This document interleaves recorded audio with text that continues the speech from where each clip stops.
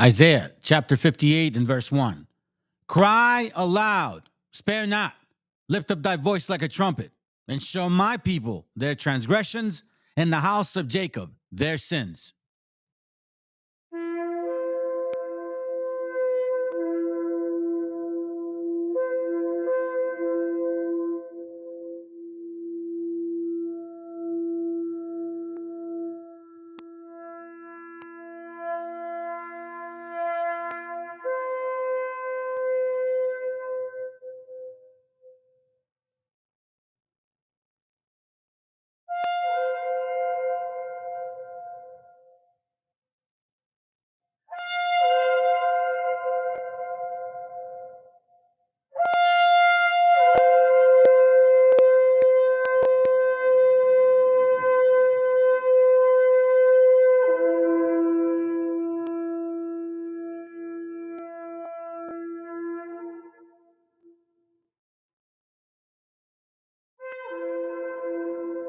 Copyright disclaimer.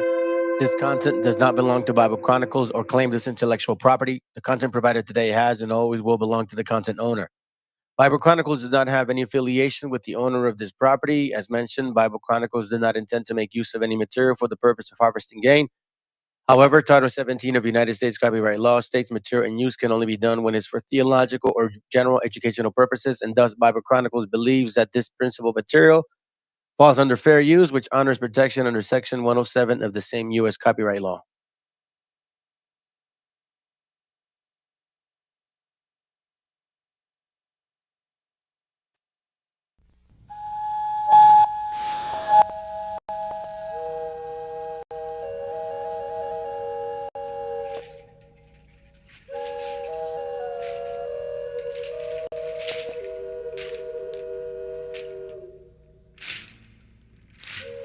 Del mar los vieron llegar,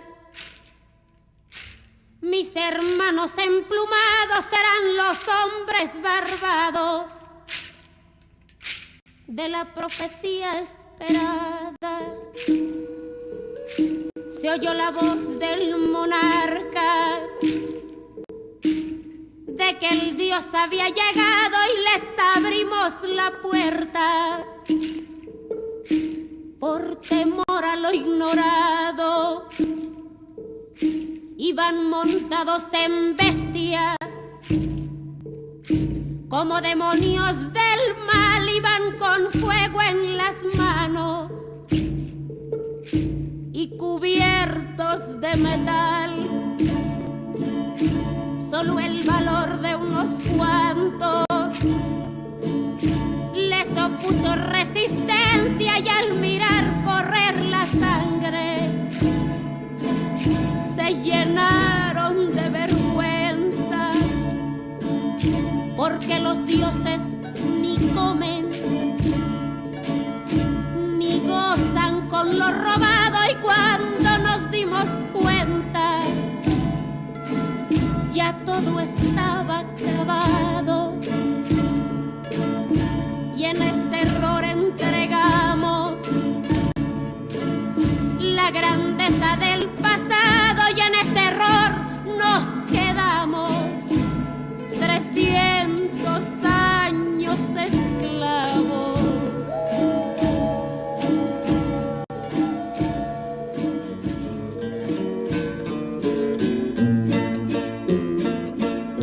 Se nos quedó el maleficio de brindar al extranjero nuestra fe, nuestra cultura, nuestro pan, nuestro dinero,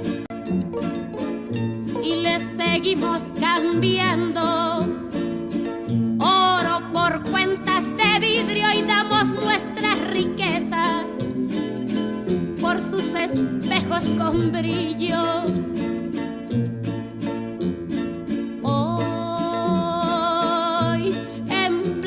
Siglo XX nos siguen llegando rubios y les abrimos la casa y los llamamos amigos, pero si llega cansado un indio de andar la sierra, lo humillamos y lo vemos su tierra.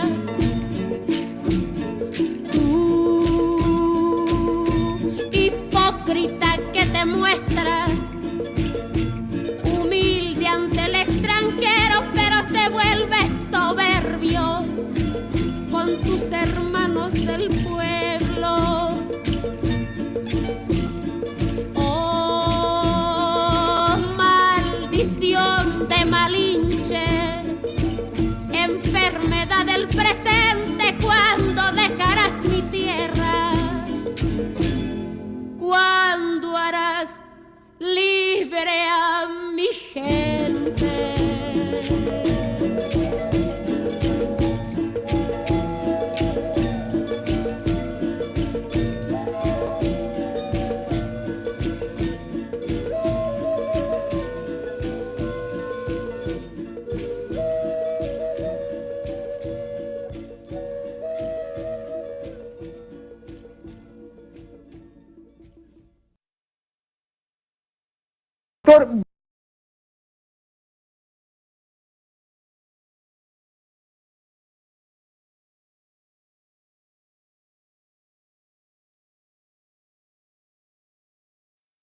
Viene a decirnos con mucha firmeza y gran convencimiento lo mismo que nos decía en el siglo XVIII el barón de Holbach, ¿no? Un filósofo francés de origen alemán. Si nos remontamos al comienzo, entonces hallaremos que la ignorancia y el temor crearon a los dioses.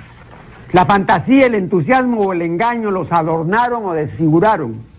La debilidad les rinde culto, la credulidad los conserva, la costumbre los respeta y la tiranía los apoya para que la ceguera de los hombres sirva a sus propios intereses.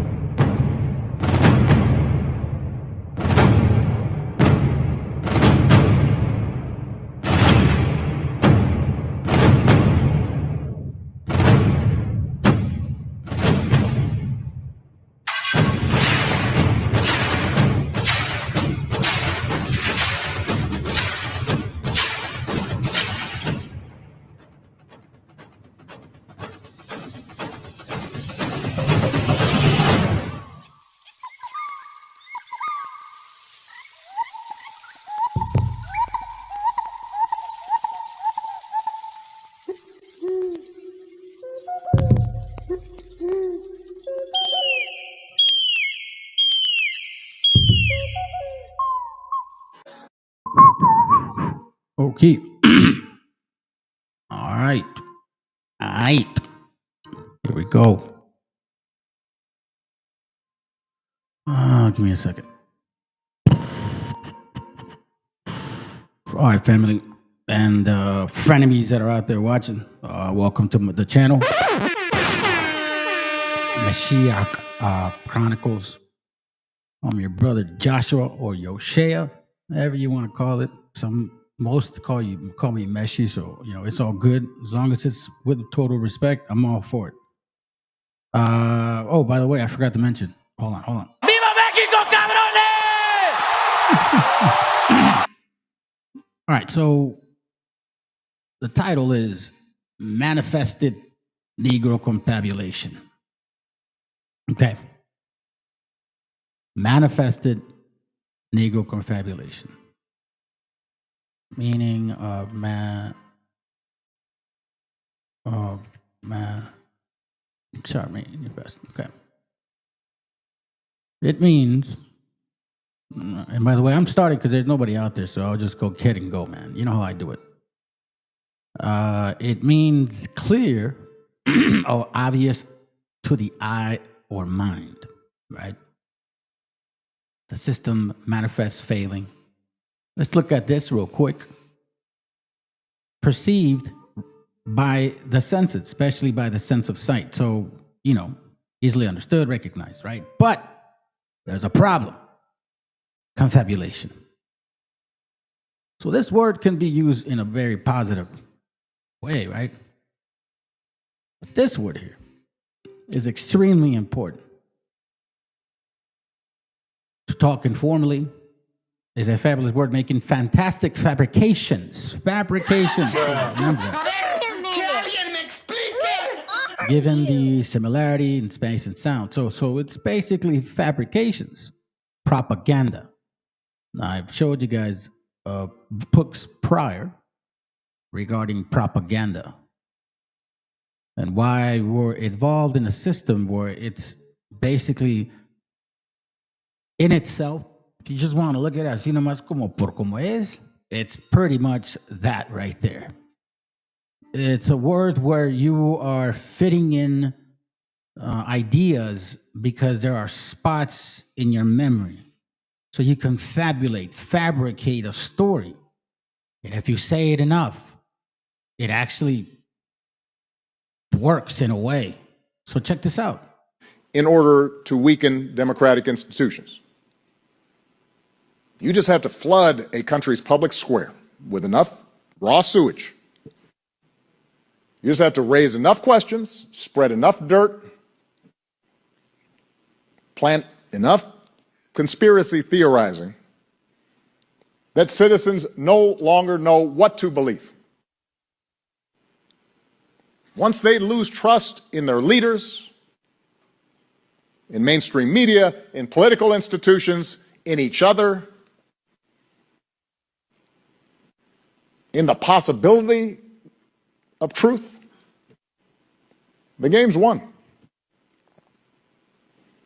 And as Putin discovered leading up to the 2016 election, our own social media platforms are well designed to support such a mission. Example like TikTok, where people can get away when it comes to these topics, you can get away with a lot of shit on TikTok. But when you start bringing truth, then some or most people complain. That's what I do notice. What up, brother? Good to have you here, man. I know we've been kind of missing each other on some calls. It's all good. What's up? But I'm sure we'll talk. I'll try to ring you tomorrow, man.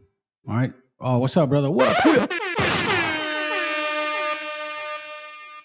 So it's clear. It makes perfect sense. For the audience in the back, I'm going to play this one more time because it's pretty short. I don't want you to miss the point today because I'm going to bring you several books, but I'm not going to read long on each book. Only one which is basically regarding this main topic, okay? Just again, repetitive, and then eventually another branch grows out of that. I've been telling you guys since 2022 that these wobbles were gonna turn on that like hardcore. I'm like, bro, I'm telling you, you guys want this unity shit. Watch. I mean, this is now involving boxing. Man, they're talking like this in boxing too. Like, wow. Anyway, but it is meant to be this how. Let's go. Such a project.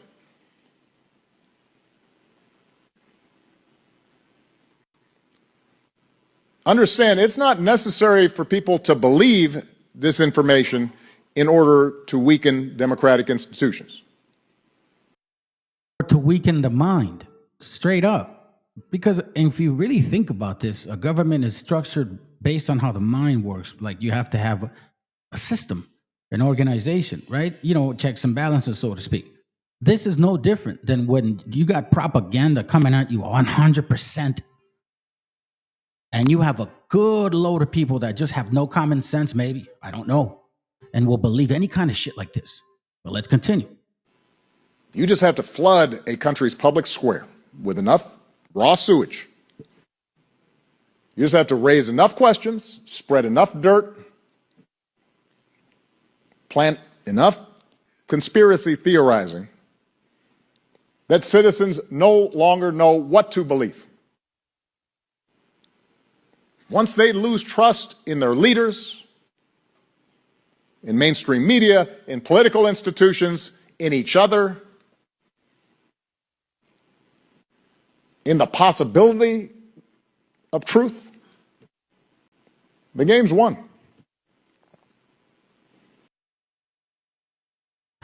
The game is won. And you see that a lot. Now, let me remind you, when it comes to disinformation, and this is disinformation, like, but the thing that literally, it's not new. I'm giving you another angle of misinformation. Look, this is 1970, and you're going to hear misma plática, the same statements as you hear today. It like, again, if you say it enough and this information is provided and you hear it everywhere, it just seems to become what you believe. Exactly, yeah. Check this out. What I'm saying is these illegal aliens come up from the border and they take the jobs that should be had by Americans. Take all what jobs? The jobs that we have here that Americans could use. The jobs that they have here are jobs that nobody wants anyways. But we should take care of Americans who live here first, not aliens. What do you mean aliens? You're an alien. I'm not. Where did your grandparents come? They came from Germany, but so what? Okay, Germany. We're Indians. We belong here, and probably even more than you. I don't think so. We've lived here a long time. You've got Mexico anyway. That's your guys' country. Yeah, well, what about the Statue of Liberty? Give us your tired and humble masses. It's huddle masses. You know, there's a lot more you can say about this video, but just it's 1970. They've been saying that you Mexicans been taking my job. They taking my job. No, but let's not side point, okay? The thing is about confabulation and disinformation, right? And we're getting a lot of that right now.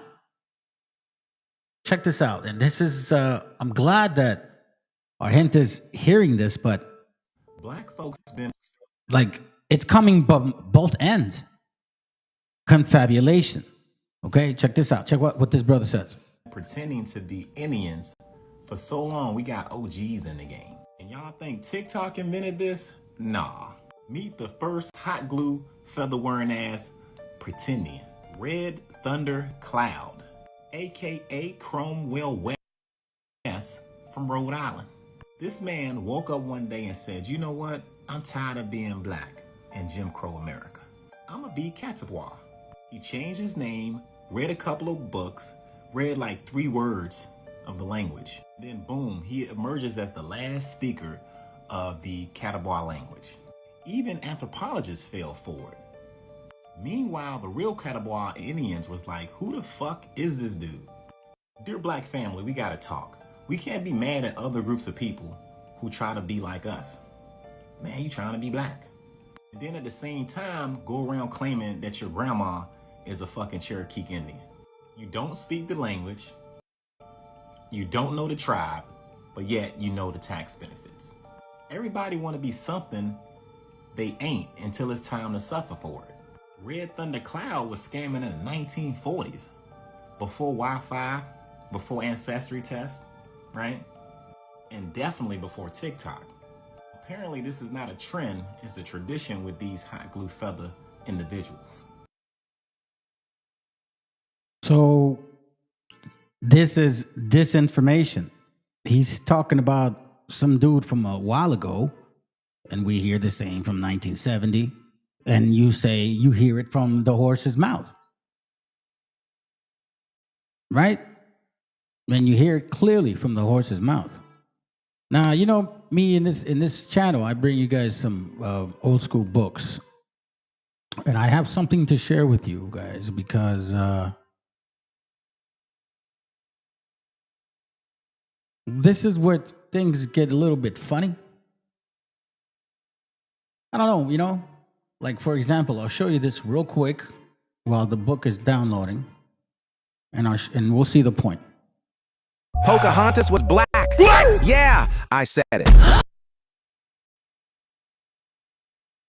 Early colonial records described her as dark-skinned with coarse, wool-like hair. Not the Pocahontas you saw singing to raccoons. Nope. How would she have African features? Because Africans had contact with native people before Columbus even showed up. Don't believe it? Look up the Olmec heads, broad noses, full lips. How'd those get there? Huh? Some scholars say African sailors made it to the Americas centuries before 1492. And when Africans mixed with indigenous tribes, it left a legacy. Pocahontas might have been part of that. But when the English took her to London, they whitewashed everything. Her image, her voice, her power. They didn't just erase her, they repackaged her. They didn't just take her story. They made sure you never saw yourself in it. Because So a lot of this confabulation has more to do, and I'm just calling it for what it is, self-esteem. Self-esteem, or lack thereof.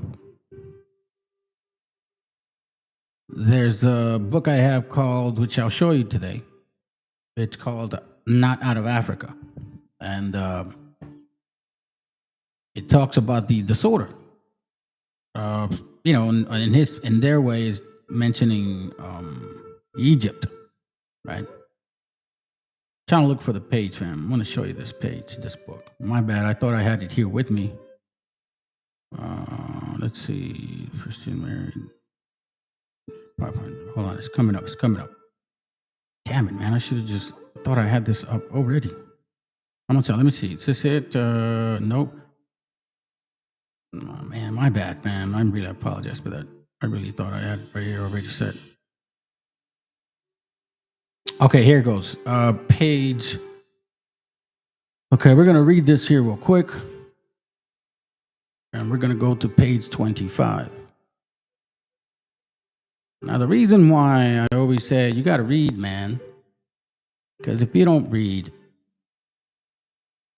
like that sister of ours when she was talking to the gringo and shit, and she goes, "We may be more Indian or more like I forgot what she said, original here than you," but she said maybe, and then you said no, we've been here a long time, and you can see her kind of turn away, the confidence level. Why? Because of this or misinformation. Hold on, let me go a little quick. And this is a major misinformation. But again, it has a lot to do with the mind. Can't force people to. You know what I'm saying? This isn't for them, family. Honestly, this is for you guys. So you can't make a horse drink water and shit, even if you bring it to the lake. The damn animal has to drink it on its own. So this is the book here. I'm just going to read it, the page, but I'm going to give you the name of it.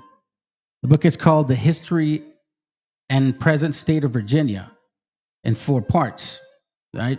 It says by a native and inhabitant of the place. The year is MDCCV. Y'all can look it up. Let me know. On page 25, it talks about Pocahontas, okay?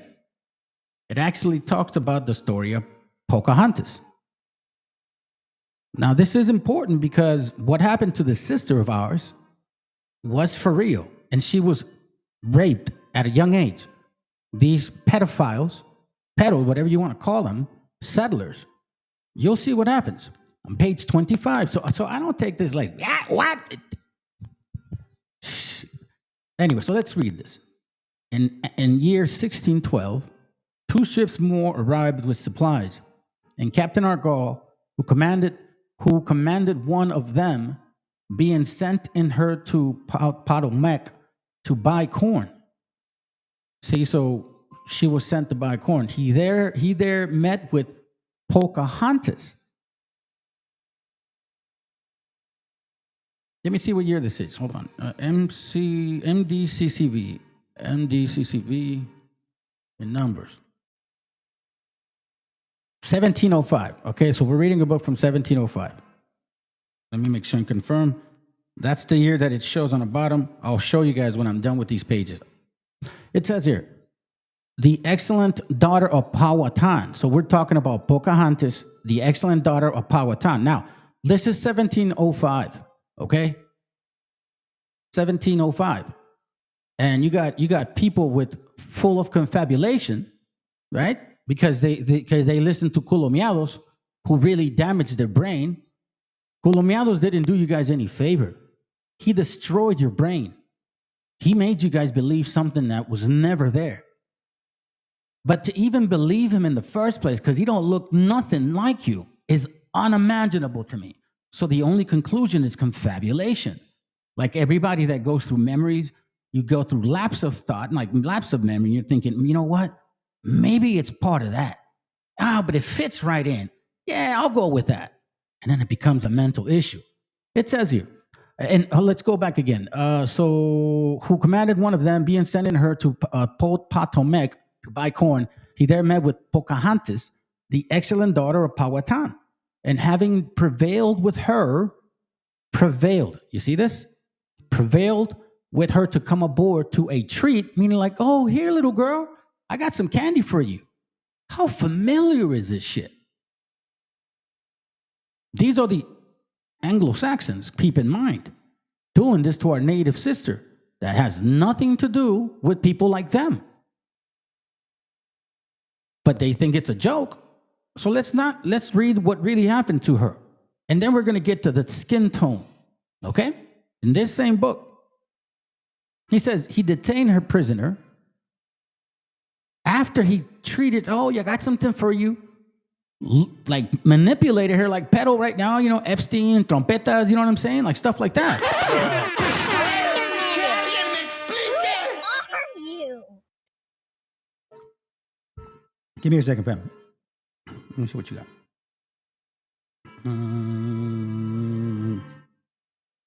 I'll read it later, bro. I really, that's a lot to read, but it's good. Thank you. I'll read it later, bro. It says here, he detained her prisoner and carried her to Jamestown.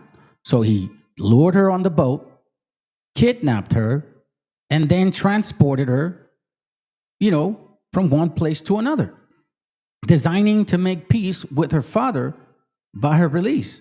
But on the contrary, that prince resented the affront, I guess, very highly.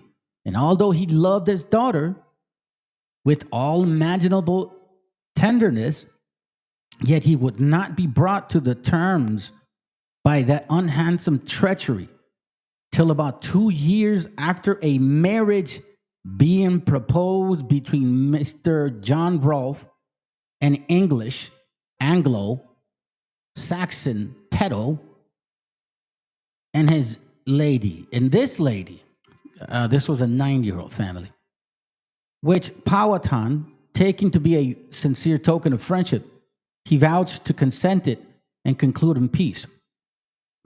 So I wanted to give you the, you know, background of what was going on in these times. You know, we're not just kidding here, okay? Now, this next page, which I would love to read to you, but I don't want to side point, it talks about, you know, where they start having really bad issues. In this page, right? If it continues, right, it's like, here, let me just read this real quick. So then I'll kind of, because then I'll side point. Then it says on the bottom, Pocahontas being thus married in the year 1613. So remember, she was taken what year? 1612. This is a little girl, man. She wasn't black. I guarantee you that. Was married, forced to be married the following year. A firm peace was concluded with her father, though he would not trust himself at her wedding. Both the English and Indians thought themselves entirely secure and quiet, but this brought in the Chickahominy Indians also. So the next year he marries her. Then they called her Rebecca, wife. Okay? Captain John Smith, you see, this. So we're going back in time. We're not using de colores pendejos. We're not using AI imagery, not to help the real legitimate point, but to really confabulate things. Not only this, but to confuse your own people.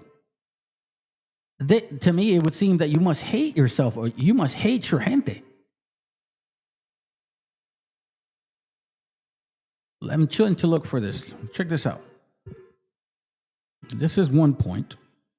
Come on, open up, bro. This is 1 point. Now let's go into... I did mark a lot of pages, quite frankly. Some of them have to do with the relationship between us and the Hebrews. It's in here too. Here, my bad. It's just I have to use it on my phone because it's harder to find these pages independently on the page. Let's see. Okay, here goes. Page 6 or 204. Okay, 204. Let me see something. Hold on. 204. Page 204. So check this out. Hold on. Which one is it? No, is it this one? Semi-color post, twilight quartz spotted hair over the floor. Oh, no, this is about the hair. This is about the hair. My bad. You should have had this shit ready. My bad, family. I really sincerely apologize, man. I just want to get to that color skin stuff. Let's see. Okay. All right, here we go. Page 196. I wasn't too far. Check this out. Okay, so we're on the same book. Now remember what they said here. Pocahontas was black. Yeah. Okay, with woolly hair and all that shit, right? So let's see what happens here. And I'm going to show you another book regarding, the skin tone stuff. It says their color on page 6 of, I believe, chapter might be, hold on, I'll show you. Page 6 or page 1096 on the PDF. Come on, bro. Anyways, book 3, chapter 1. Okay, we'll start here. Of the persons of the Indians and their dress. The Indians are of the middling and largest stature of the English, right? So we're middle to about their size. They are straight and well proportioned, having cleanness and most exact limbs in the world. They are so perfect in their outframe that I have never heard of one single Indian with their dwarf, crooked, bandy-legged, or otherwise misshaping. That basically most of us before the complete colonization were healthy. Okay? You should be if you're living off the beautiful land and streets and food that we have here. And it wasn't like we had cars back then. So you were always walking, moving, exercising. Anyways, but if they have any such practice among them as the Romans had of exposing such children till they died, as were weak and misshapen at their birth, they are very shy of confessing it, and I could never yet learn that they had. So here we go. Their color, when they are grown up, listen to this real quick. Our color, not there, our color, when they are grown up, is a chestnut brown to tawny. Chestnut brown and tawny are not that different. Now, it says when we are grown up. So that means that when we are younger, a lot of us are lighter, which is what happened to me and my family, not my brothers. I was born light skinned and I got darker as I grew older. Now it says their skin comes afterwards to harden and grow blacker.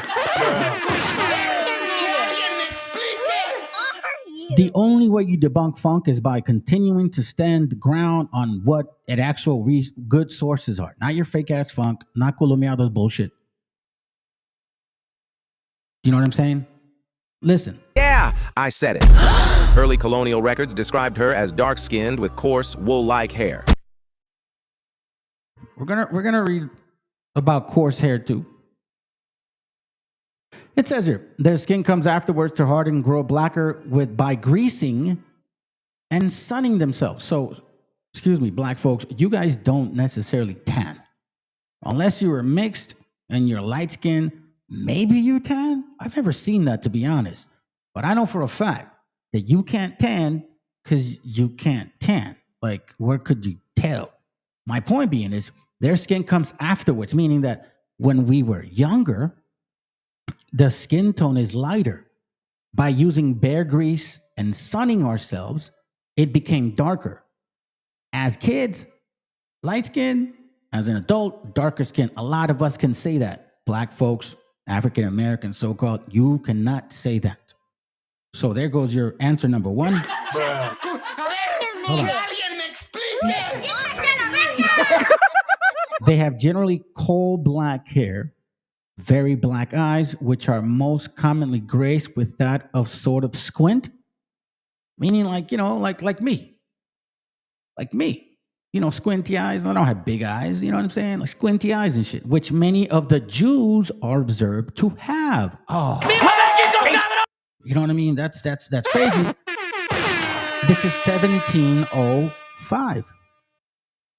Their women are generally beautiful, possessing an uncommon delicacy of shape and features, and wanting to charm that of a fair complexion.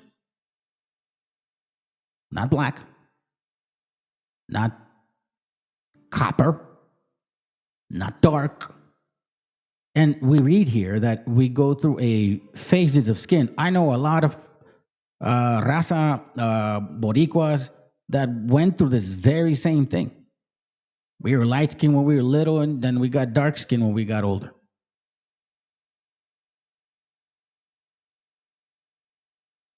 Then it says here, the men wear their hair cut after several fanciful fashions, sometimes greased or sometimes painted. Then it says here, the gray men or better sort preserve a long lock, right? Meaning like, you do your hair in locks, right? That 3-piece way, right? Behind for distinction. They pull their beards up by the roots with a muscle shell, meaning that by getting rid of the beard, we'd be plucking it with those things. Both men and women do the same for the other parts of their body for cleanliness sake. Check this out. The women wear their hair of head very long. You can't do that if you have wool hair. You show it in your movies and your pictures. Do you know what I'm saying? Let's not be silly with ourselves. It says, or brought people, let's see, women with the hair of the head very long, either hanging on their backs or brought before in a single lock. Like this right here. Pelos de trenzas.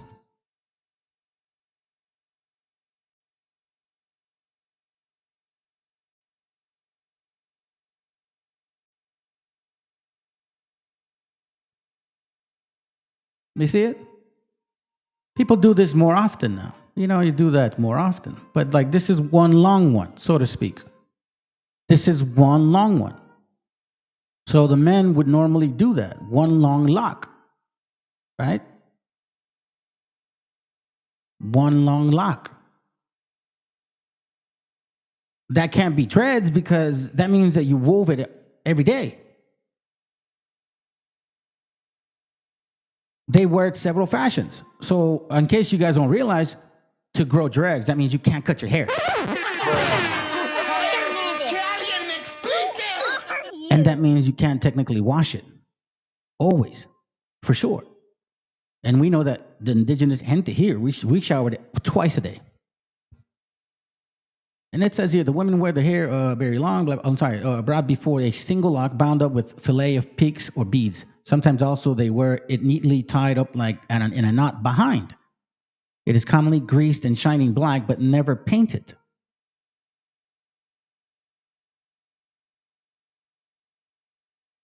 Matter of fact, it even talks about this mohawk here.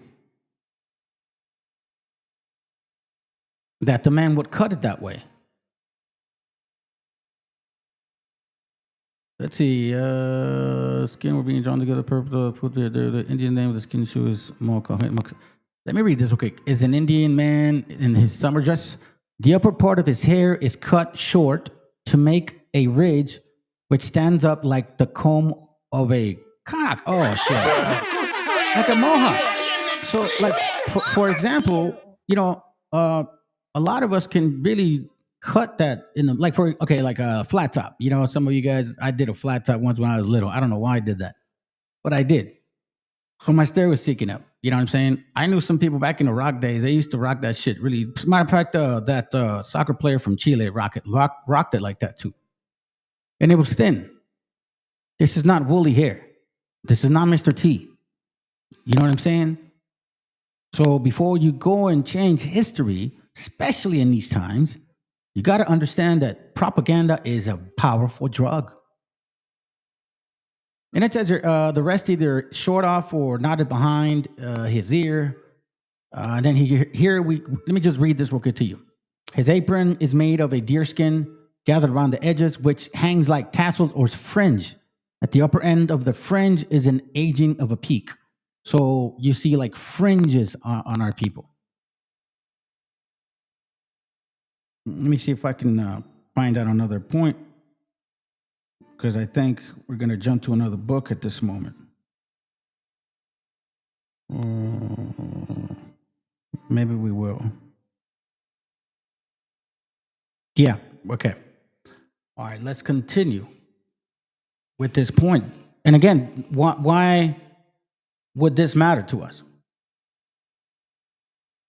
Let me make sure I don't lose this.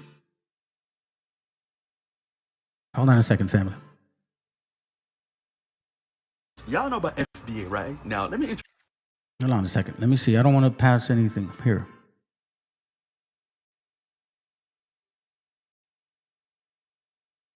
Let me see if it's this one. Hold on a second. 1 year after... All right, so check this out. I actually like this. It's a little bit long. Was kidnapped. The first Anglo... Shut up. It's a little bit long, but I'm going to speed up the process because... Powhatan War was concluded with a peace treaty. But listen to what she says. If it's too fast, I'll slow it down. 1 year after Pocahontas... Listen to what she says. Okay, I'm going to let it play now. All right.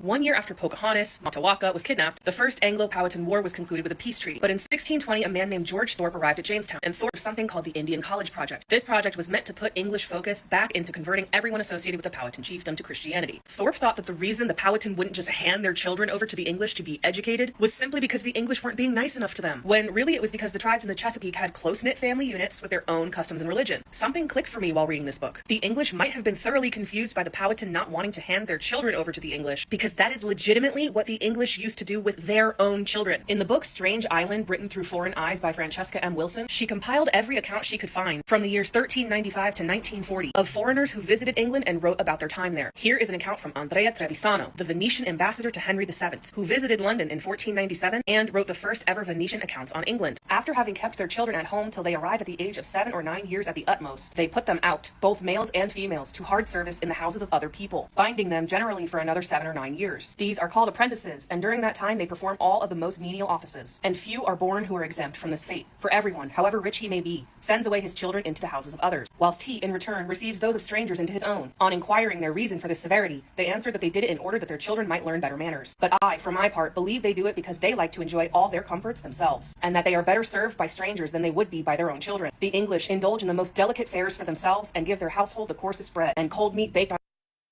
Oh, just one point here I wanted to make.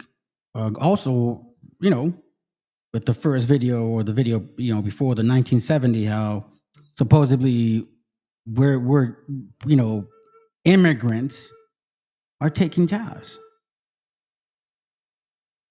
and that it's Mexicans or, you know, our people that are causing drug abuse, fentanyl, blaming the other nation. Mexico, for example, let's start there, and then obviously Centro, también Colombia and Salvador now, and you know what I mean.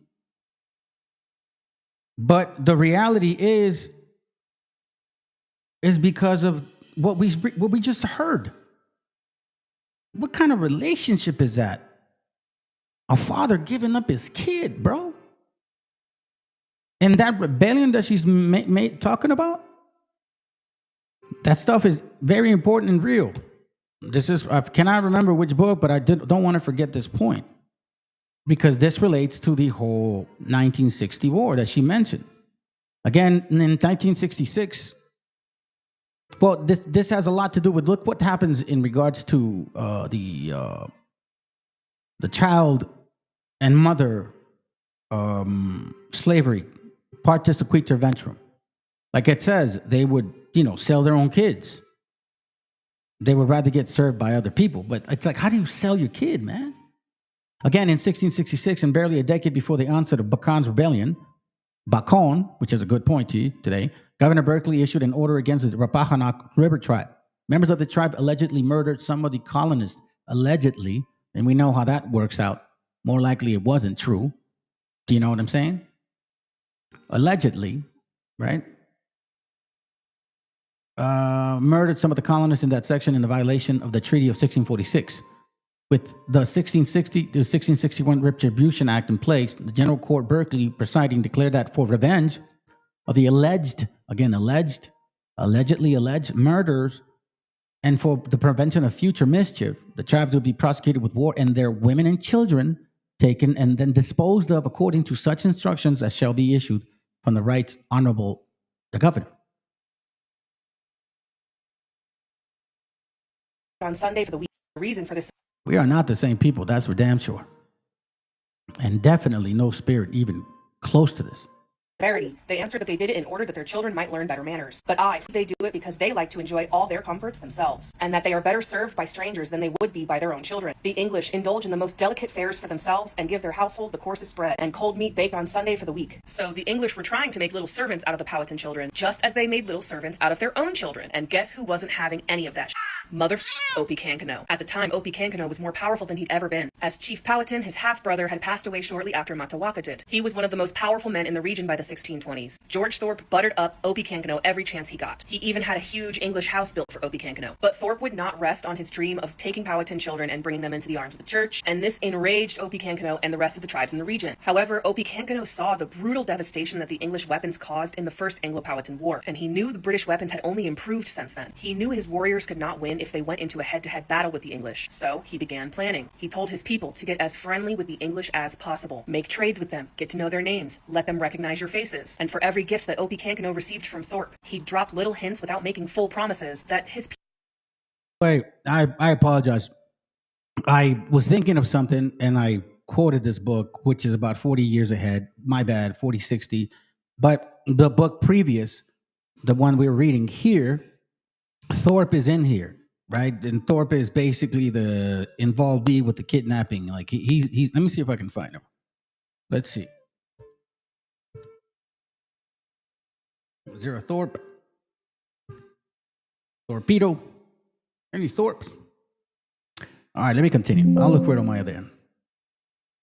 People were coming around to the idea of Christianity. And of course, during this time, Thorpe was constructing that Indian college. Opie Kankano and his people did this for nearly 2 entire years, integrating themselves into the lives of the English, who now lived on plantations and in other towns on the Powhatan River, not just at Jamestown. Then, in March of 1622, he went from tribe to tribe to gather leaders and warriors for the final part of his plan, an orchestrated attack on every single English colony on the Powhatan River, no matter how large or small, all at the same time. He gathered 1,500 warriors from 11 different tribes and told them that on the night of March 21st, they were to go sleep near the colony they'd most familiarized themselves with. Then, on the following morning, March 22nd at 8 a.m. sharp, they'd walk up to the English as friendly as ever and slaughter every European person they saw. Learning from his mistake 3 decades prior by letting Alonso de Olmos live, this time Opie Kankano would not be sparing the children. So this war that it's mentioning, man, I think I don't want to look through it because it will take a long time. Because I have to read a few pages before I get to the point of where I'm trying to make. But this book brings up this information in some sort. And these years were fucking heavy duty, man. Excuse my language, but they were heavy, heavy duty. Kidnappings of children. But we see when it started, 1612, right? That's 10 years after. We already found out through this book the relationship that they had, because in this very same book it also mentions how they ate them. They ate themselves, like they were eating their people. They were starving and shit. They were starving Marvings, and they ate their people. Let me look for it while we watch the video. On the morning of March 22nd, 1622, Opechancano's plan was put into action. Not only were the warriors to slaughter the colonists, they were also instructed to destroy all English buildings, equipment, and livestock. Opechancano's simultaneous attack was very intentional, so that the English were unable to send warnings to other plantations. Entire villages were wiped out. Entire family lines were eliminated. Thousands of pounds worth of materials that the Virginia Company had invested in were tossed into the river and destroyed. Many English leaders were slaughtered, including George Thorpe, who the warriors particularly hated for trying to take their children. At Sir George Yardley's plantation called Flowerdew, 6 European residents were killed, while all 10 enslaved Africans were freed. The message was clear. Europeans were not welcome there, and never truly were. 347 people were killed that day, 30% of the English population in the Chesapeake, in over 28 individual coordinated attacks. The number would have been much higher if not for the fact that Jamestown was tipped off the night before. A young Indigenous boy living with an Englishman named Richard Pace was informed about the attack beforehand, but the boy got too frightened that night and ended up telling Richard Pace of the plan, and Pace then rode in the middle of the night to tell the governor of Jamestown what was going to happen. Had this warning not taken place, Opechancanough almost certainly would have taken Jamestown, where the bulk of the colonists lived, and potentially could have ended English colonization in the 17th century for good. Opechancanough did, however, inflict so much damage to property and tank the reputation of the colony so badly that he caused the Virginia Company to go bankrupt. The indigenous population fought their asses off to prevent colonization, and won several times over and over and over again. The English were just relentless and kept sending new people. Since Opechancanough bankrupted the Virginia Company, any additional efforts to colonize the New World would have to come directly from the crown itself. As if the surviving English colonists weren't suffering enough after this attack, for some reason during the summer that followed, Captain Isaac Madison completely destroyed positive British relations with the only tribe in the region that would still trade with them, the Patawomeck. He slaughtered 30 to 40 of their tribe members simply because he heard a rumor that they were coming after him, which was not true. So, that winter in 1622, the English suffered through another winter that was just as bad as the starving time 12 years prior. Over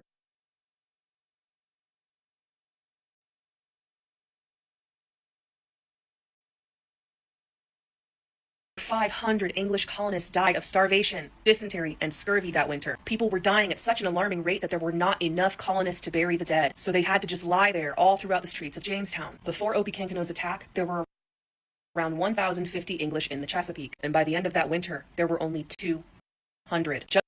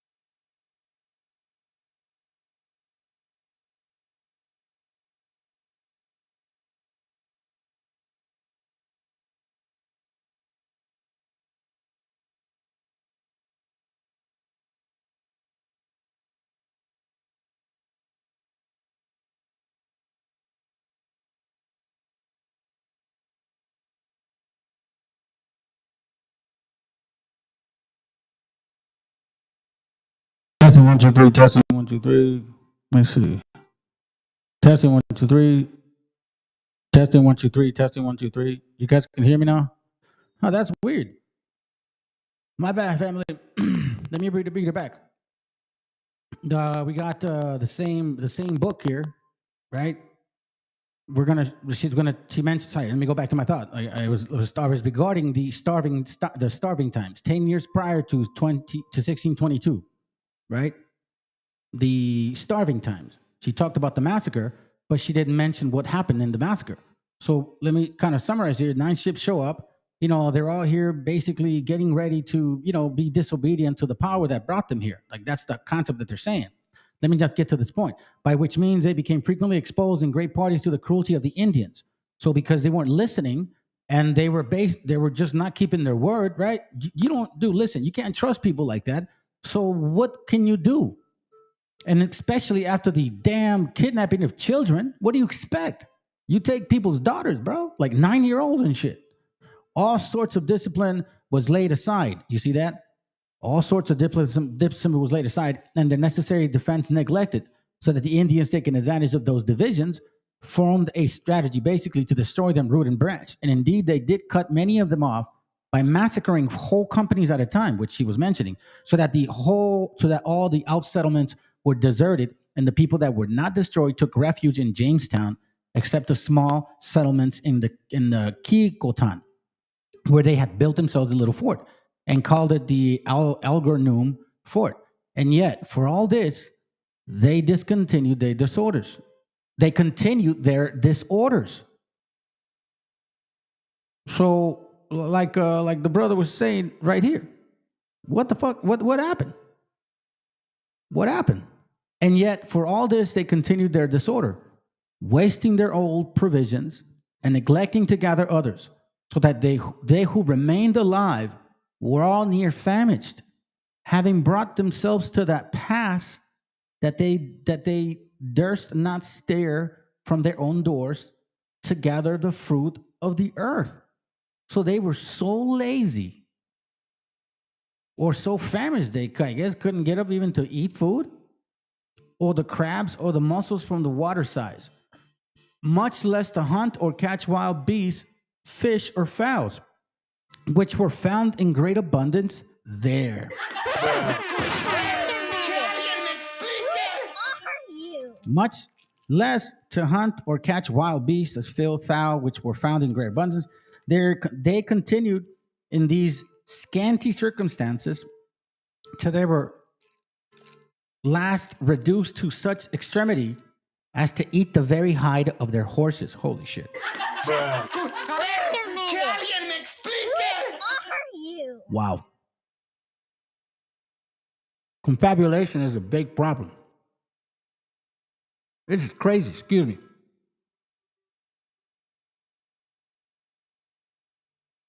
I'll try to eat something real quick. So they're eating a horse's skin, the hides of the horses, and the bodies of Indians they had killed. Holy shit. Wow. And sometimes also, on a pinch, they would not disdain to dig them up again to make a homely meal, or after they had been buried. And that time is that day remembered by the name of starving time.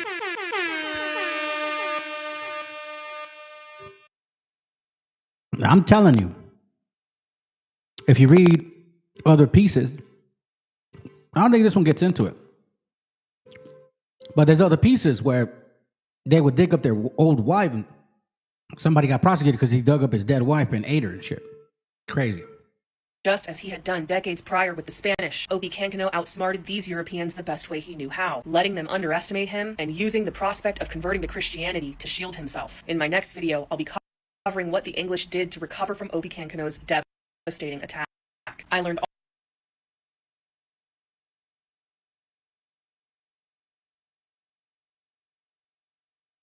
Take a picture of that and flip it over. Interesting. Matter of fact, let me take a picture of it. No, I'll catch you later. No big deal. No big deal, fam. So now let's listen to this. This is a good point. Y'all know about FDA, right? Now, let me introduce y'all to FWA, Foundational White American. I'm not kidding. Take a look. Yeah, colonials. You don't look very Native American to me. I am Native American. Whites are Native Americans. What are you talking about? What are you talking about? Whites are Native Americans. Really? I think what was happening before the 1500s? I think you're getting confused with it. I don't mind going on a tangent, but what was happening before the 1500s? Calm down. I think you're getting... What was happening before the 1500s? There was indigenous people here that came here from Asia. Do you know what indigenous means? Did y'all hear how similar y'all sound? That's exactly how y'all sound to us. Like that. You see that? You have spent so much time with these colonizers on this land. You started thinking like them. You see that? Similar way of thinking. They believe that they are native to this land.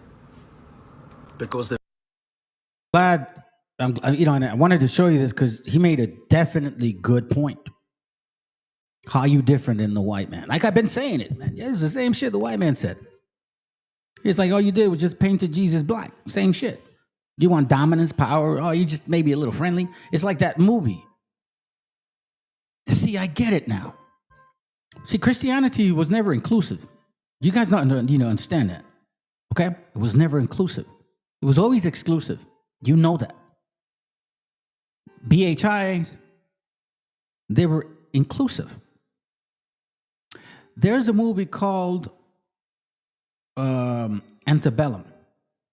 And in that movie, there's a scene where the two women are talking, one white and one black. And the white one obviously is talking Southern, very, like fucking just the way they are. Racist. Considering her to be a, black slave, quote, quote. And, the black woman, she's obviously educated, she's what do you call it, confident, yada, yada. So they're going back and forth. And then they get into this conversation where she says to the white lady from the South, she says to her, see, times have changed because unlike what used to be exclusion, you try to rule by exclusion. That's not the way we want to do it. We want to rule by inclusion. But yet the whole point is the white and black conversation. Catch that movie, Antebellum. It's giving you a hint. Let's go. Because they've been here for quite some time. Same thing as you. Y'all are both working to erase the Native Americans' story. Are both working as you. Y'all are both working to erase the Native Americans' story. That's what y'all doing. Y'all know about Can't say it any better. Who are you? I wanted to show you. Let me introduce y'all to FWA, Foundational White. Let's close this up. Wanted to introduce you guys to this material I have here. I'm going to show you some real quick. Just get through it. No big deal. The Lost Tribes and Promised Lands, the Origin of American Racism, Ronald Sanders. On page 94 of this very same book, let's consider this once more. It says, there had been rumors and indications among the peoples encountered of other natives of the islands who were fierce and warlike and who ate human flesh, but none of them appeared in the person on this first voyage.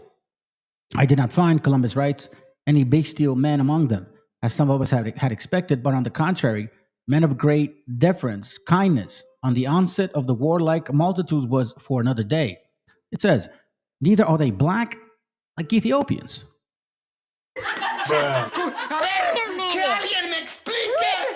He goes, their hair is smooth and straight, for they do not dwell where the rays of the sun strike most vividly. This clearly was meant as a resonance to also who felt, as he did, that black men tended to be more barbarous than whites of any condition. Columbus returned home in 1493, thinking that Cuba was part of the Asian mainland. While there, he had even sent Luis de Torres on an expedition to find the Great Khan, but he nevertheless clearly felt himself to be closer to the region that Ali or some other had gone on, referring to the Fortunate Islands. Right? So we see that here. Let me see. What is it? Is this page 95, 94, 94, 95? Let me see what it says on 94. We see Columbus. I'm going to read on the bottom. We see in Columbus the outlook and first glimmers of an unfavorable comparison to be made often by him and by successors between the black men of the old world and most of the tawny men of the new. A difference. A difference. A difference. A difference. A difference. A difference. It says New World. It says Peter Martyr of Angara, who wrote only a few years later concerning the natives of what he was first called at New World, that the inhabitants of these islands had been ever so used to live in liberty, in play and pastime, and that they can hardly away with the yoke of servitude, which they attempt to shake off by all means they may. It says, oop, my bad. My bad. It says, this surely is an implied comparison with the people of Guinea, who did submit to the yoke of servitude from Peter's point of view. Blah, blah, blah, blah. All right, Promised Lands. Now, it says here in Indigenous, the Indigenous People of the Caribbean, by Samuel Wilson. Okay? And a lot of times they ignore these pictures that are here. They want to use AI, but they ignore these pictures. Okay? So he's talking about you Arawak Taino brothers and sisters. So now when he ends up in this island, listen to this. It says, Puerto Rico. Here, we'll do here. On page 13, the study of Aboriginal people, the multiple ways of knowing. 13.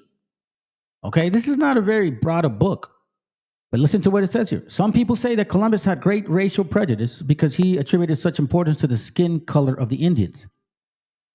They forgot that Columbus wanted to make clear that the fact that the Indians were not black, like African, you know what I'm saying? He wanted to make it clear. Why? Remember the, what was that law? In 1452 to 1490, where the Pope basically wrote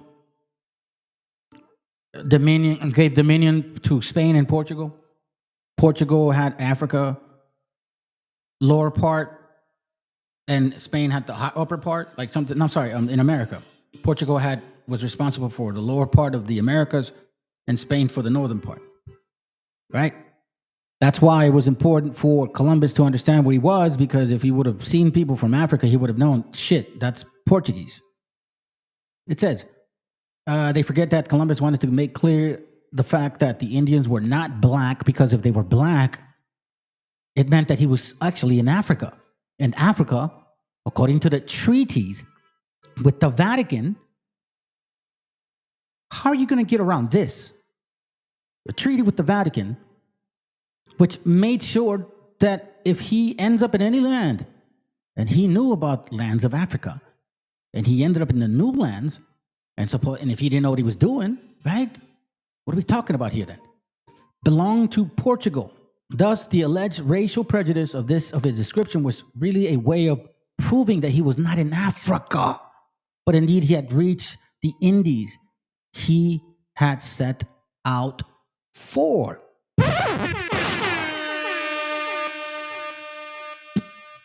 The Columbian Exchange.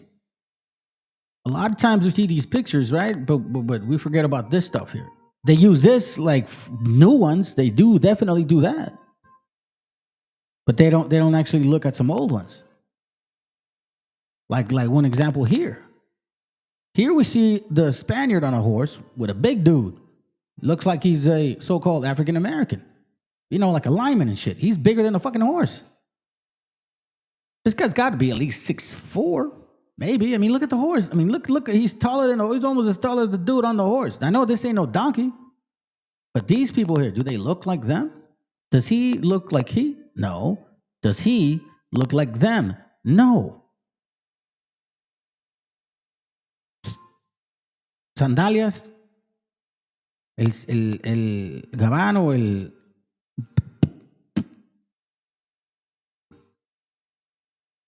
doing an offering. What are we talking about here? Look at this. Pay attention. But we want to run from facts. Just to judge fiction. Here on the bottom of page 48 of the Columbian Exchange, let me remind you guys once more. It said to the melodrama of Cortés and the conquest of Mexico needs no retelling. After occupying Tenochtitlan and defeating the army of his rival Narvaez, he and his troops had to fight their way out of the city to sanctuary Tlaxcala. Even as the Spaniards withdrew, an ally more formidable than Tlaxcala appeared. Years later, Francisco de Aguilar, a former follower of Cortés, who had become a Dominican friar, recalled the terrible retreat of the Noche La Noche Triste, when the Christians were exhausted from war. God saw fit to send in the Indians, which we know that they weren't Africans, right? God saw fit to send the Indian smallpox. And there was a great pestilence in the city. So God saw fit. Now, I know that there's natives that may watch this channel that don't believe in the Bible, right? Maybe you don't believe in God. Maybe you believe in, I don't know, like Mother Nature or some shit, right? But you brothers that do believe in God, that are considering yourselves Christians or whatever, and you're too afraid to find out that you are in here. In the actual blessings and curses of the Bible, it talks about God sending those type of curses to the Israelites. For example, Deuteronomy 28:27, the Lord shall smite thee with the botch of Egypt, and with the emerods, and with the scab, and with the itch, whereof thou cannot be healed. That's basically the same conditions of smallpox. God saw it fit, right? But let's continue. With the men of Narvaez, we see here, right? Had come a black man suffering from smallpox. And he infected the household of Sempoala where he was quartered. And it spread from one Indian to another. And they being so numerous and sleeping together, quickly infected the whole country. The Mexicans, Mexicas, had never seen smallpox before, and they not have even the European meager knowledge of how to deal with it. The old soldier chronicler Bernal Diaz de Castillo called the Negro a very black dose for Mexico, for it was because of him that the whole country was stricken with a great many deaths. What are we talking about here? What are we saying? Here, I'll skip that for now. Because I mean it's insane. It's insane. Now the stuff that I'm hearing it's even insane. Like, it's kind of like, whoa, bro, talk about all my lovely talk about losing your mind. This guy here makes a good point. African brothers and sisters out there, the reason why African Americans want to delineate from you guys is because they truly believe that they don't look like you. Why is this?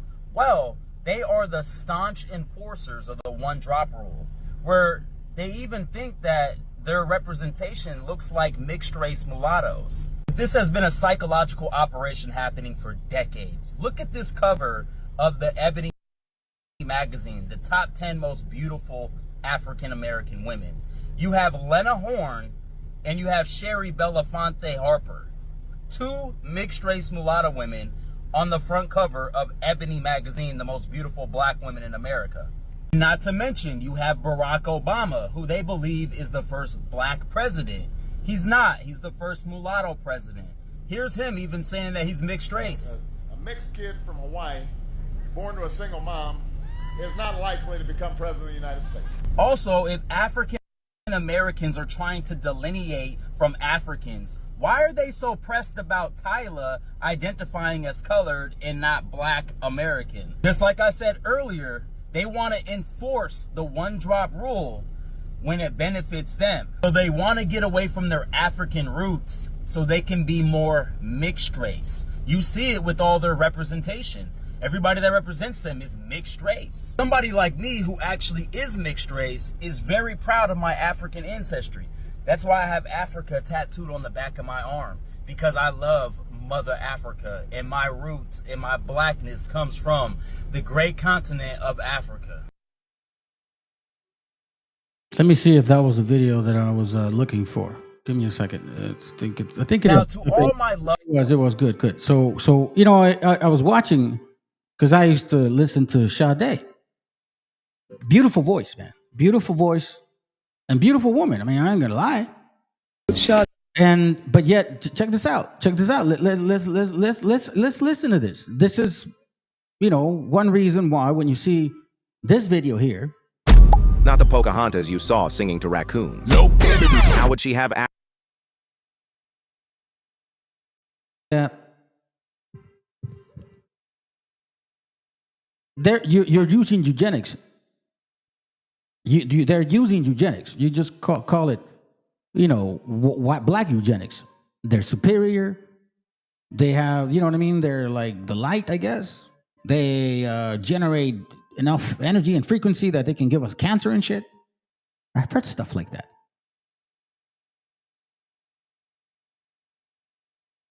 But this is look, let's listen. Sade, yeah. Do you have a last name? I do. Sade, I do. That sounds foreign. Where are you from? I'm from Nigeria. Well, my father's Nigerian and my mother's English. See that? Her dad is African and her mother is white or European from Britain. You know how much hype this woman got back in the day? And you guys, again, this is Pocahontas to them. For real. You want to claim you ain't somebody and you look just like them, and then all of a sudden you ain't them, but then you are them. Then when it's convenient, you can't be, but when it's not, when it's convenient, you can be, but when it is convenient, you can.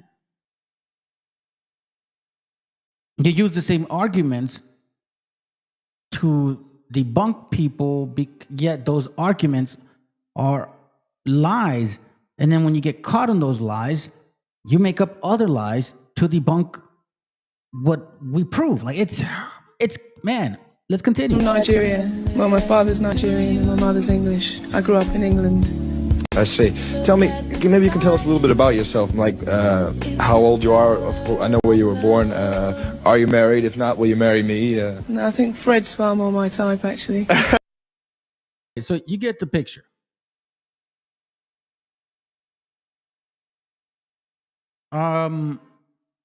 Why does every black person? And again, if it was about stealing, like imagine me saying, "Yo, we Africans, bro." Like imagine we're Mexicans, man. We're Africans, bro. And I got documentation that shows it. Literally. How would I sound, bro? Again, this goes to propaganda. And as Putin discovered leading up to the 2016 election, our own social media platforms are well designed to support such a mission, such a project.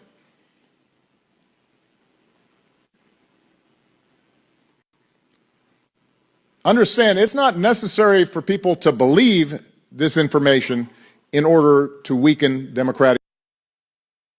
Weaken the mind. Person claiming to be Native American, like, bro, you just a nigga from Arkansas. It's okay. You not Cherokee. And why is Cherokee the only fucking tribe that they know? All of a sudden, every nigga is Cherokee now. Like, niggas don't know no other fucking tribe names. I never seen any motherfuckers claim to be any other tribe. It's always, oh, my grandmother's a full-blood Native American Cherokee. Yo, granny lied to you, nigga. Your grandmother is a black woman. Stop it. If y'all was to take a DNA test, I promise there would probably be less than 5% of any type of Native American in your blood. Y'all are continuing to carry on these lies that the generations before y'all told y'all about. I don't know if niggas think that make them like spicy or something like, oh, I'm not a regular nigga. I'm a Native American nigga. 9 times out of 10, bro, you just got a white fucking grandmother, gang. You ain't got no type of Native American in you at all. Like, bro, I hope y'all know it's okay to be black, gang. You don't have to claim to be Native American. It's okay. I promise you, bro, being black is just fine. You don't have to act like you're another race. But the real person we need to blame is whoever's grandma or grandpa done told them that fucking lie, because they didn't just get that shit out of nowhere. It was passed on from some older person. Like, I don't know why that's such a common thing for motherfuckers to lie about. All of a sudden, everybody a Native American. Get the fuck out of here. At most, you had a motherfucking great-great-great-great-great-great-grandfather that might have been half Native American, bro.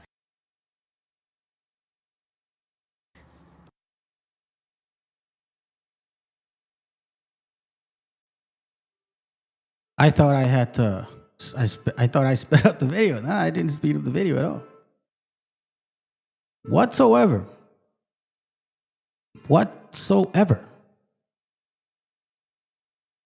Let me see if this is the link.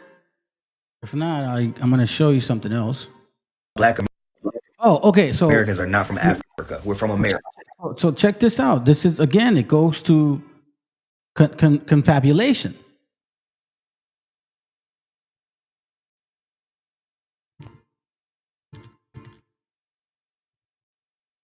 Confabulation.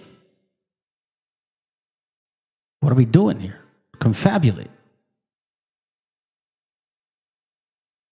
Fabricate imaginary experiences as compensation for loss of memory. Compensation for loss of memory. You know, man, I'm so glad sometimes I catch stuff. Because I'm going to show you a video that literally is, you know how the other brother, yeah, I guess he's from Africa, right? You could tell by his accent, I guess. I'm assuming, you know what I mean? Sorry if I'm wrong, but it seems like he's from Africa. He was saying how is the white man and the black man are at work to try to decimate and erase our heritage. It says here, fabricate imaginary experiences as a compensation for loss of memory. Where does that happen too? Check this out. He put up the sign because he is against all illegal. Wrong video, family. He's been up. Hold on.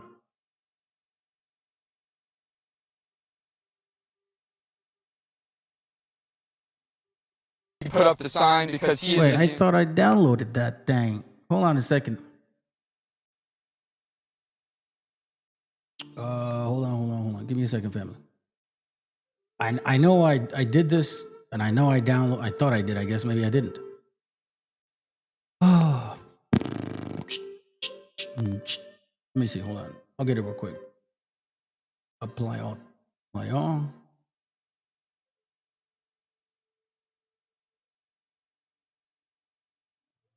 Okay, cool. Let me see if I can download it real quick. In the meantime, let me release, go over a couple other. Cambridge Dictionary, confabulate.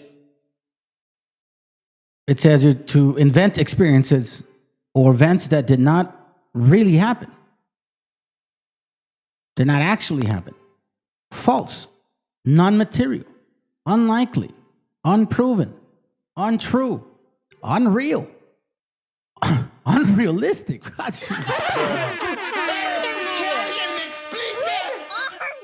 Trompetas loves to say fake news, basically. To invent, and it has to do with psychology. Psychology. Let me see if we can find it in thesauruses. Give me a second, family. I think I got the video.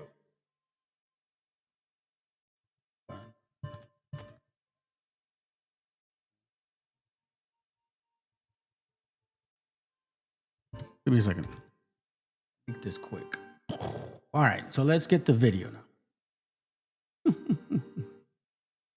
I found it funny, man. Listen to this. Also, Governor Newsom posts, he asks Grok, which is like the AI software X, formerly Twitter. Do people with dementia repeat false things over and over again? Yes, people with dementia. Do people with dementia repeat false things over and over again? Yes, people with dementia can repeat false statements or beliefs, a behavior often linked to memory impairments and cognitive changes. This can manifest as confabulation, where they create or repeat false memories to fill gaps in recollection, or preservation, where they fixate on particular ideas or statements. Okay, it's very far. They're not connected, but that's what not. So the reason why.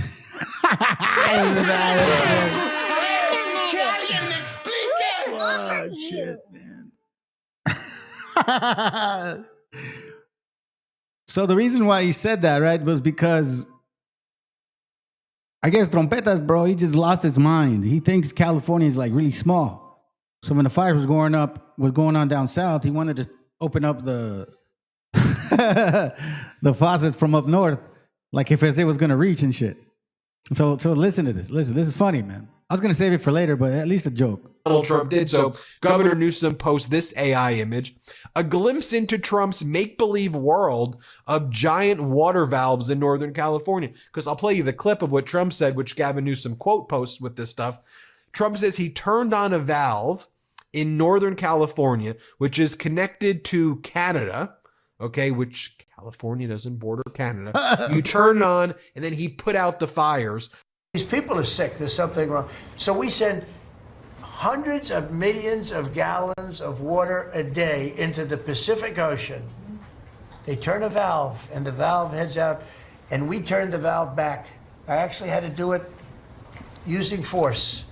We turned the valve back, and now they have water, but not as much as they should have, because they should, and I'm telling Gavin Newsom by this conversation right now, turn the rest of the water on. Turn it on. Major confabulation. To invent experiences or events that did not really happen. Let's get a glimpse of it. You went to America by chain. He is 100% American, I can tell by his education. Bro went to America in liquid form. Africa's food comes from the rest of the world. Cocoa and cassava both come from America. I'm trying to claim that we come from y'all, when in actuality, some of the people in Africa come from us. Y'all never heard about Liberia? Bro mentioned Liberia. Does he know where Liberia is? Mr. America, don't you know it was Operation Take Slaves Back Home? Mr. America. Who will tell you who you are when you don't know who you are? But schooling is illegal there. I get it. Nobody forcing you to be African. Don't you know? You make us feel smart. You were shipped, right? I tell you what, we've been doing fine without you. We are proudly African. First of all, y'all people didn't get over here till after the 1980s. You to even open your mouth and try to tell us who Mr. America, we listening. But who is claiming you? Slave defending master type of shit. Bro thinks being African is a curse. Our system, with its flaws, it doesn't make us this. It's sad, fam. Bro said cassava and cocoa are from America. Is schooling illegal over there? Spencer's been chasing bro, but he's fast as fuck. Food comes from America. So before slave trade, Africans were starving. Staple food pizza.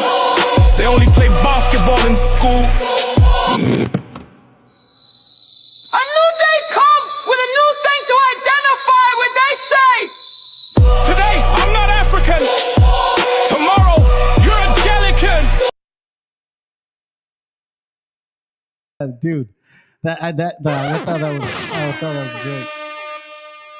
Because, it doesn't get any better, bro. It doesn't get any better. Something is going on with the spirit of these people. And I mean it when I say it like that, because something is wrong. I'm not calling everybody this, but I'm telling you, man, like, something's not right. Because this is another topic here, like, at hand right now. Atlantis. Like, you're like, what? What? What? Yeah. So check this out.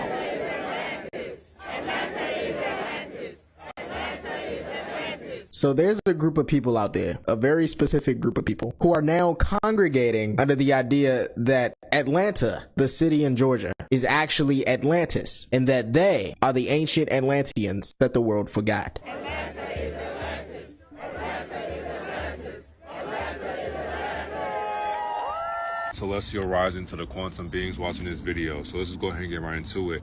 The basis of this video is to help us understand what Atlanta and Atlantis is and their similarities. Do they have different titles? And I say through, they have different titles, meaning that Atlanta is so transparent that it is a mockery of what Atlantis already is, because Atlantis has not sunk, but it is rising into what it is today, that you can see through electricity, meaning that your energy is being used and siphoned in the motherboard. In order for gematria to even work and to align itself up, it has to be siphoned and it has to be valued through a numerical value that these Jesuits or these higher orders are able to harvest within our energy, because we are the batteries funding their society. Because without these buildings being able to be built, because how is a building when it's already built? Somebody said beautiful breakdown. Dude, I mean, what you want me to do, dog? To invent experiences or events that did not really happen.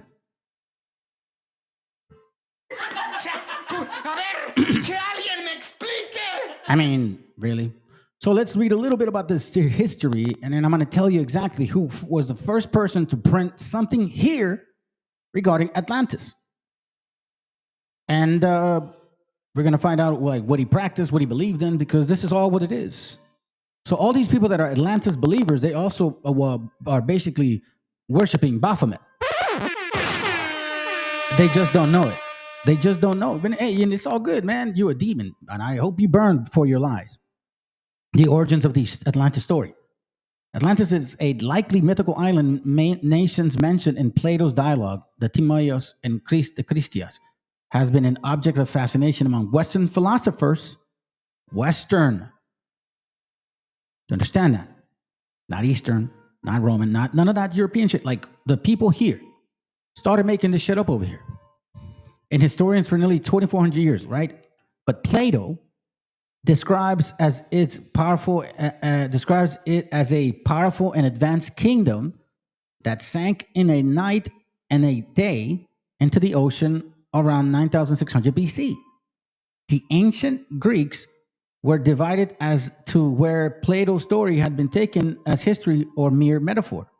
Since the 19th century, there had been renewed interest in linking Plato's Atlantis to historical locations, most commonly the Greek island of Santorini, which was destroyed by a volcanic eruption in 1600 BC. Now, Plato's Atlantis, again, Atlanta is Atlantis. Plato, through the character Christias in his dialogue, describes Atlantis as an island larger than Libya and Asia Minor put together. It's like a little land. And located in the Atlantic just beyond the Pillars of Hercules. Okay, so where Pillars of Hercules image. Okay. So the Pillars of Hercules, Pillars of Hercules map. How about we do that? So the Pillars of Hercules is basically, let me go to Google it. Okay, right here. Okay, right. The Pillars of Hercules are right here. Okay? Spain, Africa. So it says here that the actual story, that it was just beyond the Pillars of Hercules, generally assumed to mean the Straits of Gibraltar, because that's technically what this is. The Strechos de Gibraltar. You see that right there? Yeah, exactly. No, I'm gonna actually show that stuff. Well, not maybe Manly Hall, but Frances back home. I'm gonna touch on the book, so they can also see the confabulation. So now they're saying, historically speaking, before these people go, okay, before they go say that shit, Atlantis they're going and saying that it was basically on the outskirts of Africa and Spain, like right over here. So hold on a second. No, here's what they got. Fuck. No, I have concepts of a plan. That's confabulation. I have concepts of a plan. It says here, Its culture was advanced and it had a constitution suspiciously similar to the one outlined in Plato's Republic, meaning what he wrote. It was protected by god Poseidon, who made his son Atlas king, and namesake of the island and the ocean that surrounded it. As the Atlanteans grew powerful, this is fucking funny, man. Their ethnic declined. And we're going to hear about this ridiculousness pretty soon. Their armies eventually conquered Africa as far as Egypt and Europe, as far as Tyrrhenia, Etruscan Italy, before being driven back to the Athenian-led alliance. So what are we doing here? Then later on, by divine punishment, the islands were besieged by earthquakes and floods and sank into the muddy sea. How do you go from here to to here? Like, you know what I'm saying? Where's Atlanta?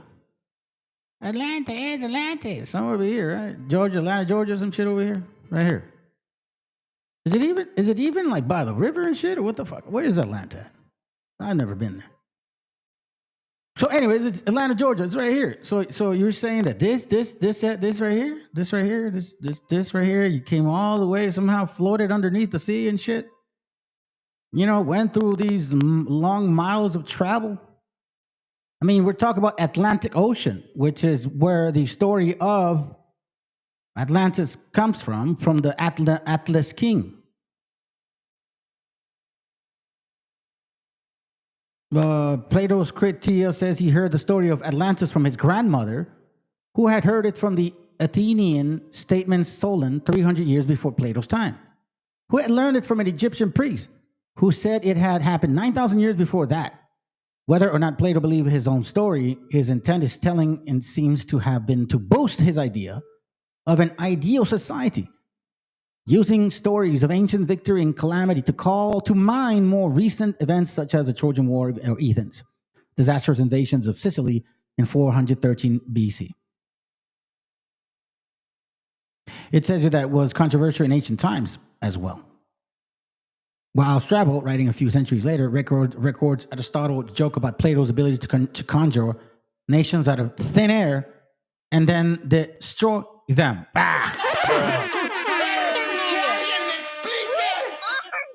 So here's where we start to determine the purpose of things, okay? And now when you start getting into like some diabolical, propaganda like that, you know that Satan is behind this shit.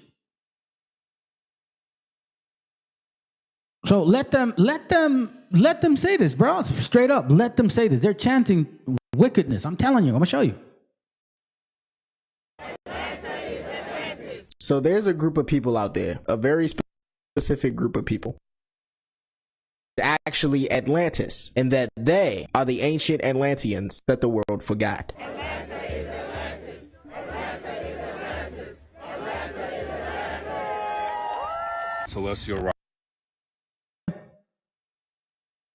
So this is from the secret doctrines of the synthesis of science, religion, and philosophy by H.P. Blavatsky, Volume 2. She is a Baphomet worshiper.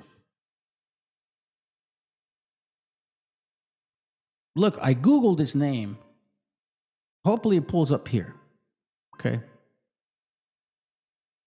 And I was, I don't want to read a lot of them, but they believe in the same story.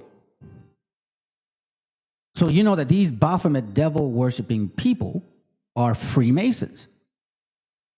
They are recreating the concept of Egypt, which is why you see the dollar bill in the back. Egypt, with the eye, all-seeing. Baphomet, I himself. But indeed, to Atlantis and most of its nations, it says, and he will see that the Garden of Eden of the initiates was no myth, but a locality now submerged. I'm not going to take you through the whole, Atlanta stuff, but let's read what we can. 3 submerged or otherwise destroyed continents, the first continent of the first race prevailing to the last race, and existing to this day as described in the occult doctrine of Hyperborean. Lemurian science. I'm sorry, adopting the name known in as science. And the Atlanteans.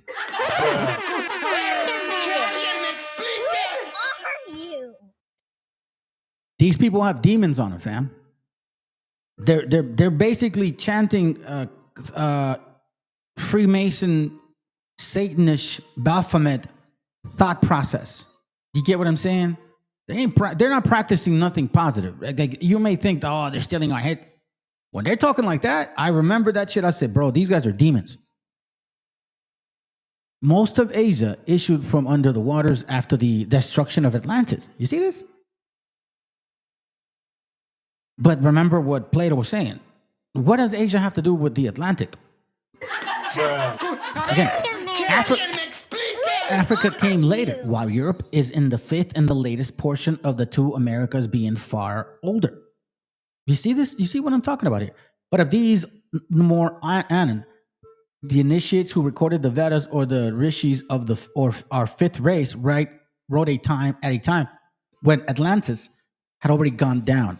Atlantis is the fourth continent that appeared, but the third that disappeared. You see the concept. So you may think that, you got something going for you. Not at all, man. Y'all into some devil shit here. And I'm not surprised. I'm not surprised whatsoever. Either you know it and you're just doing some dumb shit by ignorance, or you guys are just Freemasons and, you know what I'm saying, you ain't telling your own people that you are practicing Freemasonry. Now, this book, you guys can look up her name. It says here, on the other hand, of this existence of Atlantis is accepted, and the statement is believed that in the Ocean age, even in its very part, the great cycle of the fourth race men, the Atlanteans, had already reached its highest point. So they think themselves to be Atlanteans as well.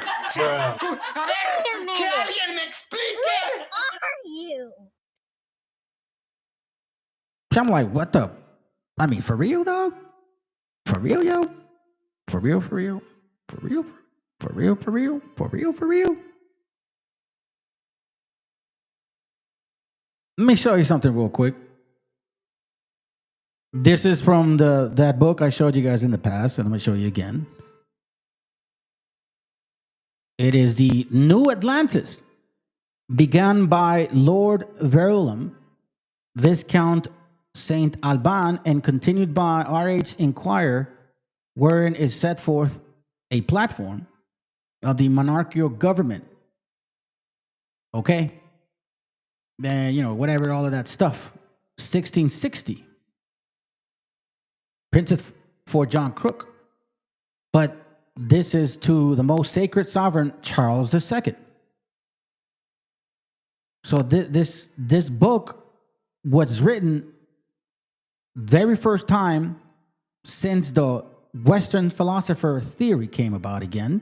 And Francis Bacon is the writer of this book. So Francis Bacon is supposedly homo relation, or, same-sex relation with King James.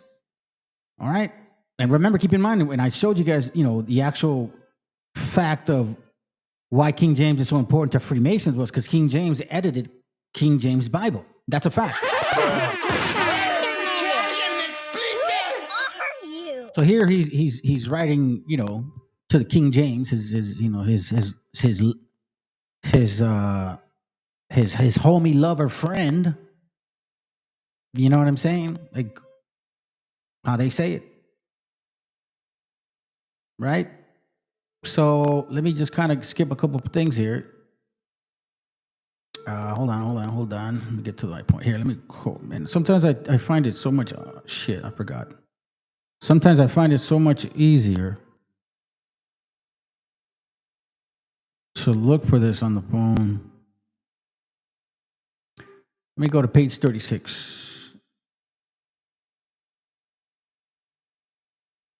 Okay, so we see here The argument of the new Atlantis. The Atlantis. We are frequency. Rising to the quantum beings watching this video. So let's just go ahead and get right into it. The basis of this video is to help us understand what Atlanta and Atlantis is and their similarities. Do they have different titles? And I say through, they have different titles, meaning that Atlanta is so transparent that it is a mockery of what. Damn. So again, we see Blavatsky, the devil worshiper, Freemason, Francis Bacon, the same shit. It was the same shit. They're Freemasons, you know, they're enlightened. That's what they're talking about. They believe that the God of the Bible is the devil, and that Satan is the enlightenment of man, that he was the one that freed men, completely gave him power and knowledge, and how can you not think he's not their savior, the light, compared to God, who restricted you with, you know, curses and blessings and yada yada yada. That is exactly the thought process behind this. So when you say Atlantis, first of all, it's not real. You're chanting some shit. You're chanting demons. That's what it is to me. Somebody knows within that group what they're saying. The rest of them more likely are ignorant, but it doesn't mean that you're excused from that shit. The argument of the new Atlantis, as it was begun by Lord Bacon, Francis Bacon. This fable, let's look up the word fable. Meaning of fable. A short story, typically it tells fictitious tales. I do not dream nor fable. Fable, definition. This is important. A narration intended to enforce a use for truth, falsehood or lie. Falsehood or lie. An untrue statement, an untrue story, an absence of truth or accuracy, practicing of lying. Confabulation is not technically lying. It's you are just making shit up because you think it because there's like some huecos in your thoughts, in your memory, lapse of memory, so to speak. This fable of the new Atlantis devised by that Atlas in learning, the Lord Bacon, first tells of a ship which sailing. Listen to this, how things change. Plato talked about it being over there and after the pillars of Gibraltar. These guys are saying first tells us of a ship which sailing from Peru to China by the South Sea became a windbound, and consequently their shores of victuals being spent ready and famished, meaning that, you know, they left the South America part traveling to China, apparently, right? And they got lost through the wind, so they're starving Marvins. But the next day's dawning did discover the light of God's infinite mercy, showing them an island into whole fair haven they outside to enter. Approaching near it, they were at first warned off by an officer to fear of infection, though afterwards received with all humanity. For another person of place and quality who examined them first is of their Christian, if they were Christian. So, Peru and China. So that means that he's saying the natives found Atlantis?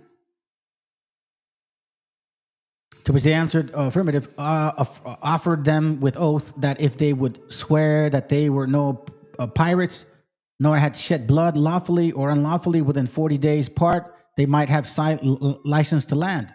To which they all readily protesting were conducted thereupon to the strangers of the house, where they found all accommodation necessary for their sound, as well as their sick, who by their assistance were soon recovered. 3 days being passed, I think, the governor of the house, being a Christian, priestly by function, offers his service to them and tells them that whereas before they had been but short leave of stay granted, now the state had given them license to reside on the land 6 weeks. This courteous offer they embraced with all imaginable joy and thanks. It tells us how the next day, at a second visit, the governor informed them of the quality, nature, and customs of the island of Ben Salem, and how it was first made Christian and preserved as the old world as from the duelage by an ark through the apostolical and miraculous evangelism of Saint Bartolome, whatever. You see what we're doing here? Now he go, let me skip it. Now I'll just get to it.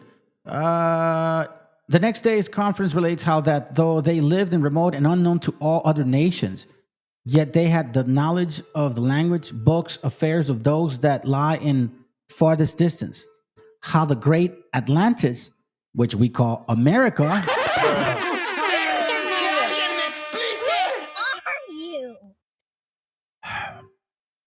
bound once in tall ships, how the people of Peru through the South Sea and those of Mexico through the Atlantic to the Mediterranean Sea did both in 10 years space make 2 great expeditions upon Ben Salem. What are we talking about here? The argument.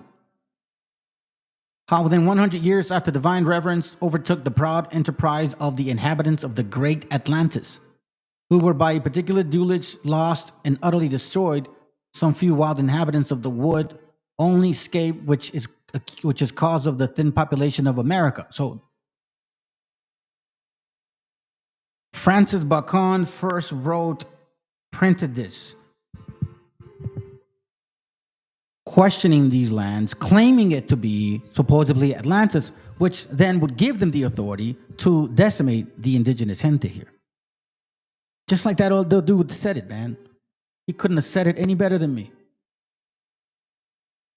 What is it? Let's see. Where is it at? Hold on. I think it was this one.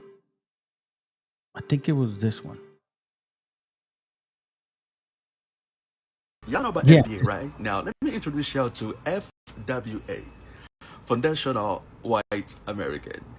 I'm not kidding. Take a look. Yeah, you don't colonials. look very Native American to me. I am Native American. Whites are Native Americans. What are you talking about? You're not. What are you talking about? Whites are Native Americans. Really? I think What was happening before the 1500s? I think you're getting confused with it. I don't mind going on a tangent, but what was happening before the 1500s? Calm down. I think you're getting. What was happening before the 1500s? There was indigenous people here that came here from Asia. Do you know what indigenous means? Did y'all hear how similar y'all sound?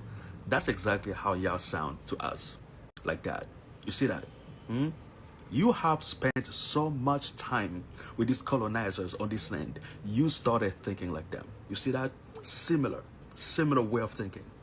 They believe that they are native to this land because they've been here for quite some time. Same thing as you. Y'all are both working to erase the Native Americans' story. Said it any better than me.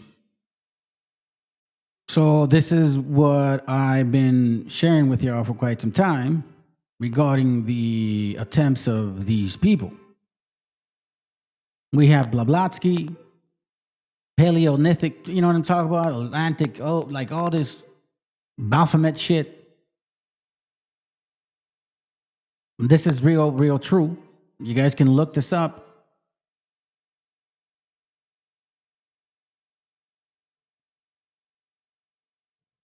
Now let's look at this, because I showed you the book by Francis Bacon. How by these nearness, their traffic was lost with the Americans with some blah, blah, blah, blah, whatever. We understand that shit. But who is this Francis Bacon? Francis Bacon, agent of philosophical empire. Is he the two-headed eagles? That's what we're dealing with, family. It's not a joke. This ain't taking it too far. In the last article, we conclude introducing Francis Bacon, the master adept of Rosicrucian fraternity. In this article, we pick up the story by further exploring how during his life, Bacon wrote work to reunite the various esoteric societies and wandering sages of England and Europe, and who had become dispersed after the fall of the Templars' order several centuries prior. Bacon's goal was to bind these isolated communities of mystics, philosophers, and artists together into a lasting organizational superstructure, one which could act in a coordinated fashion towards the accomplishment of the large-scale objective. In many ways, Bacon's labor picked up where the Templars' work had previously left off before their demise at the hands of the church papacy in the 13th century. What do we see here?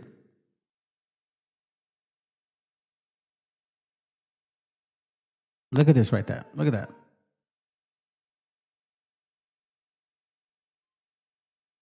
Summary and recap of Bacon's great instauration. Look at the sun. You see this here? Look at his writing. My bad.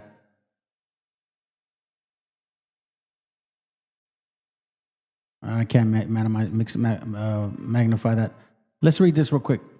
Dawkins connects Bacon's great instauration project with the stated goal of an elite society that was referenced in a different work of his unfinished utopian novel. What the fuck?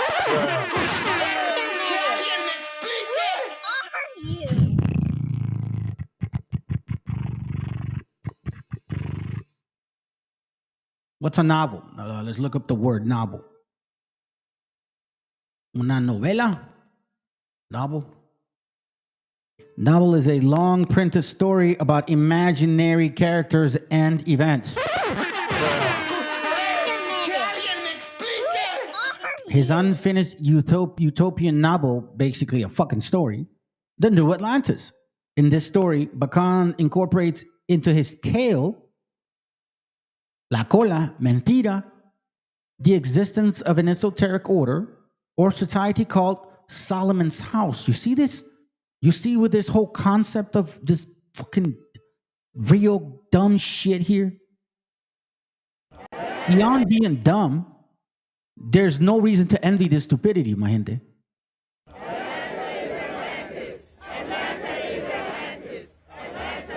So there's a group of people out there, a very specific group of people, who are now congregating under the idea that Atlanta, the city in Georgia, is actually Atlantis, and that they are the ancient Atlanteans that the world forgot. Atlanta is Atlantis. Atlanta is Atlantis. Atlanta is Atlantis. So let's go.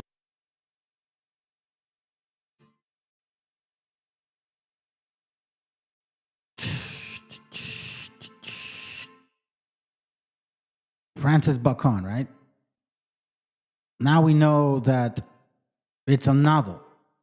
They can, but again, do you think these people really care that you chant that stupid shit? No, they love the fact that they've ruled your mind.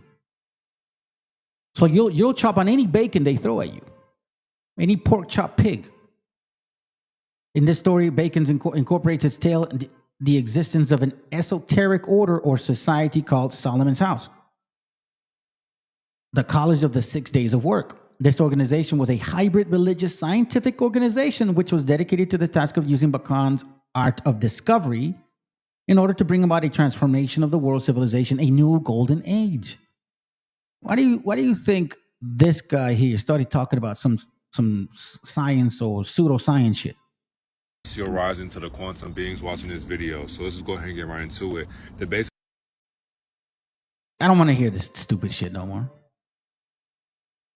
Because I know where it comes from. In the Bible, the Golden Age is called the seventh day of creation. You see how they're mimicking at the same time mocking? And this day of peace or rest in which God and the creation enjoyed each other. By an analogy, the unstated seventh book of Bacon's great project is, as Dawkins tells us, a mystical book signifying the Sabbath, which is a time of enlightenment and joy. The seventh or Sabbath day is symbolizing the image of the open book Bacon is writing upon. On the left-hand page of his book are written the two words, mundus and men, world and mind. This references the idea of heaven, the mental sphere of thought above, and the earth, the world spirit below. As above, so below. You see what we're talking about here? It's not just stupid chants. For some of them, it's pretty much like, oh, I feel like I'm part, but a lot, maybe. Look, let's put it this way. As Bacon explains in his Advancement of Learning, I am not raising a capital or pyramid to the pride of men, but laying a foundation in a human understanding from a holy temple after the model of the old world.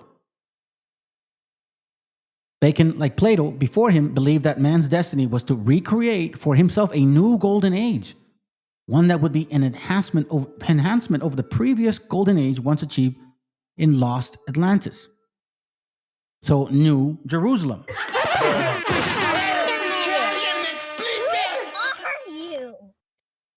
You are no different than the white man, Negro. You're no different than the white man anymore. Like this guy said, officially. Because they've been here for quite some time. Same thing as you.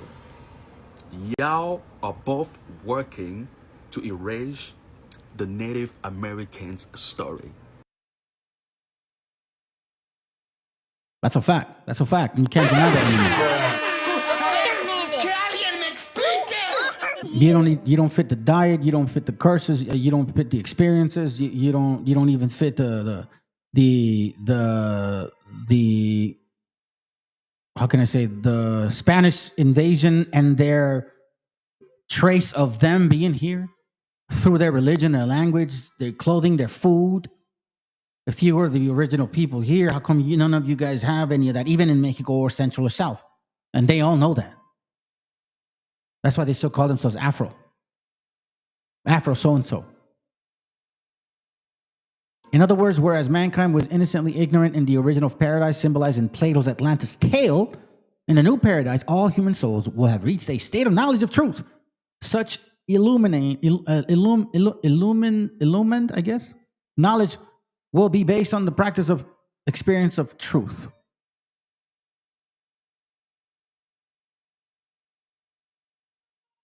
In case you guys don't know, this is some real shit here. Because I found, and again, this is not sidestepping, this is going through like actual depthness of where you guys are getting this concept from. The Master Saint Germain. He is the master of the Aquarium age, just as Jesus was the master of Piscean age. So here we have it here. It says, I know that I'm not quite unique in that millions of Americans today feel the tie of their heart flame to our beloved Saint Germain, our Uncle Sam. He was embodied in the prophet Samuel, hence the name. Saint Germain overshadowed the early American patriots in the framing of the Constitution and in the designing of our flag. He even anointed our president, George Washington. We have seen Saint Germain in his incarnation as Saint Joseph, Christopher Columbus, Francis Bacon, and as Merlin at the court of Camelot. In the 18th century, as Count Saint Germain, the Wonder Man of Europe, he tried to save and unite Europe. When his attempt failed, he turned his attention towards the United States to form a more perfect union.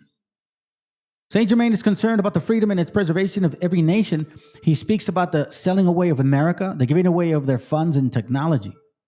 The American people should not have to bear the burden of the support of all nations. So they say.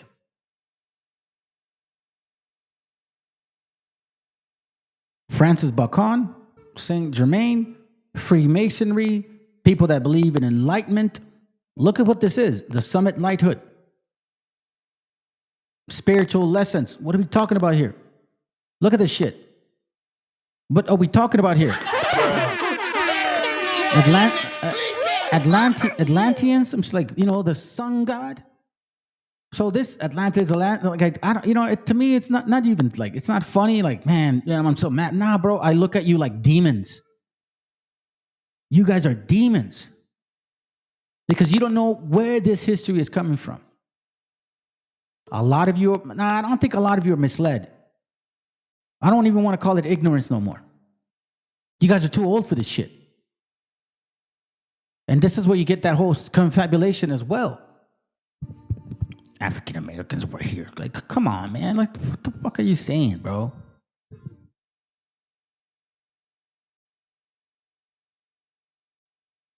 And I'll save that for later. We got to be mindful of what we're dealing with here. Check it. We're almost done. I got a question for Black Americans that think they came from Africa. Okay, listen up. Have you ever seen an African from Africa over there with an afro and a beard? No, you haven't. You know why?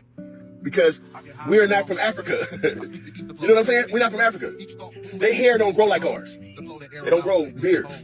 They don't. We don't know nothing about Africa. We don't know no people from Africa. We don't. Our lineage is descendants of Africa, but we from America. No, you are so dumb. You are really dumb. For real. It's getting out of control now. To sit up here and say this, looking like your name is Babatunde Olumide, is the greatest form of cognitive dissonance. To say we're not African, but our descendants are African. It hurts my brain. You guys are hurting my brain. My brain hurts. Do you know how delusional you have to be to come online bald and talk about an entire continent and say that they can't grow hair like us? Do you know how delusional you have to be? Like, the amount of videos that I'm seeing on my timeline every single day of Black Americans, a very small percentage of Black Americans coming online with this anti-African rhetoric that we're not African at all and we're indigenous to America, we've always been here. But to say that we're not African because African men, the whole billion of them, can't grow beards when we look like West Africans with beards. Every single photo I've had playing in the back of this video is someone from Nigeria, Ghana, South Africa, Liberia, Sierra Leone, Congo, Cote d'Ivoire, and you're thinking that they can't grow beards? I have to bow out today. I between my comment section and the amount of videos I've had to make in the last 7 days, I just don't know anymore. I don't get it anymore. Like, how do you come online and say something based in pseudoscience so fucking crazy like that, and then you say it with your whole chest, then you post it online, and then you think, yeah, this is gonna get them. Africans don't, and you don't even have fucking hair. They feel uplifted. I gotta go. It's called confabulation. You know how we're talking about like real esoteric shit, Pleiadians and shit, Atlanteans and all that fucking dumb, like real weird shit. The Great White Brotherhood. See this shit? The Great White Brotherhood. Chakra and human aura. You know, all of that stuff that you guys... Atlantis shit. To me, this was even more disturbing. Okay, so I think he said something, but I'm not gonna play all of it, like, but I'm gonna get the points. Okay, I want to make the point across here because this is interesting. We're almost very through this. I think I have. Let me see. I took up some books.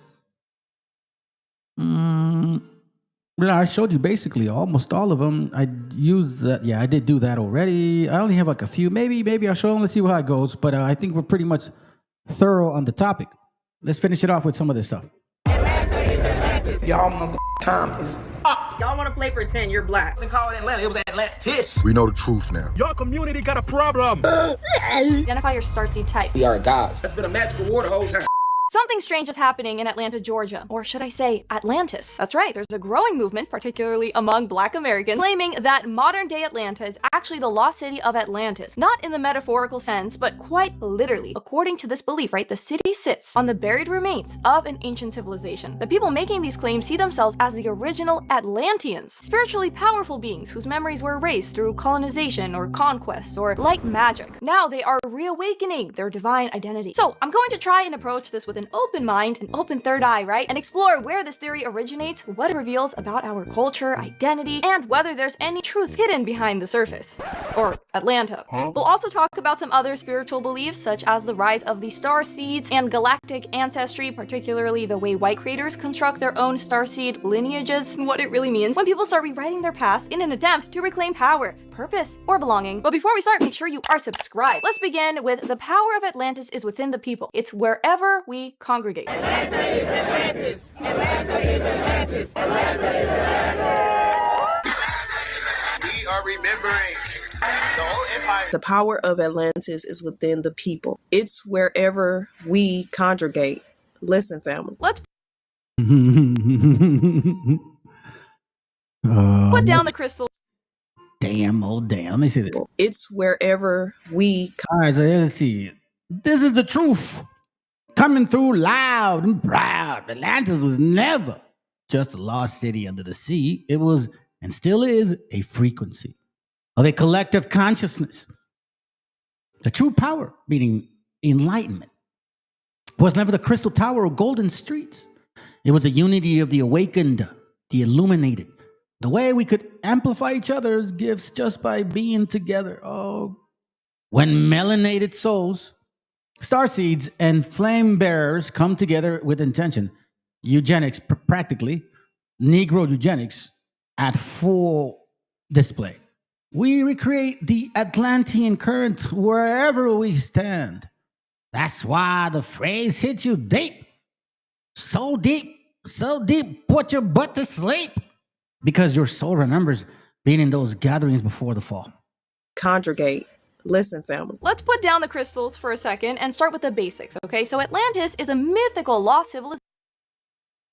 Foundation of Black Atlanteans or something like that. They're claiming that Atlanta used to be Atlantis, the underwater city. Yep, they saw that the two words are kind of similar, so now they're claiming that they're Atlanteans. I could have sworn y'all was claiming to be Native American and Hebrew. Oh, and don't forget when y'all claim to be samurais and Egyptians, bro. Like, there's people gathering in Atlanta with copper crosses and copper energy mines talking about Atlanta is Atlantis, hoping that they can gather all their energy to make Atlantis rise or something. Exactly. At this point, the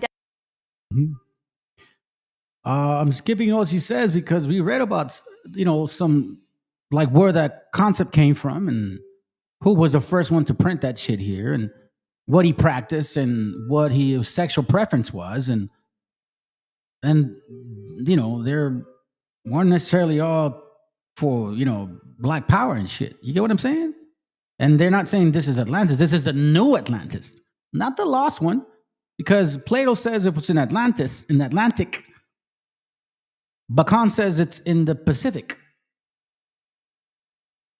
What say you? And people gathering in person who think that the ancient city of Atlantis was actually in Atlanta, Georgia, and that black people were its inhabitants, and that they're creating an energy vortex by gathering together, and they are going to resummon the spirit of Atlantis. The people that showed up to chant that, they can vote. Let's think about that for a second. And that...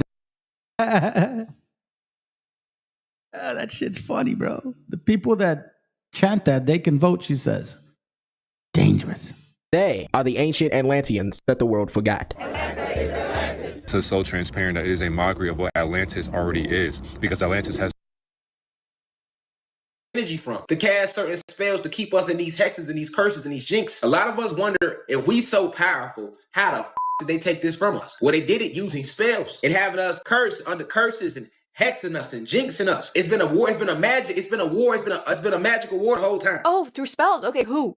Who put a spell on you? Who was that? Taylor Swift? Just some random white woman? Of course, they're all white. It's a group of white people. I guess in New York City, divine power. Right.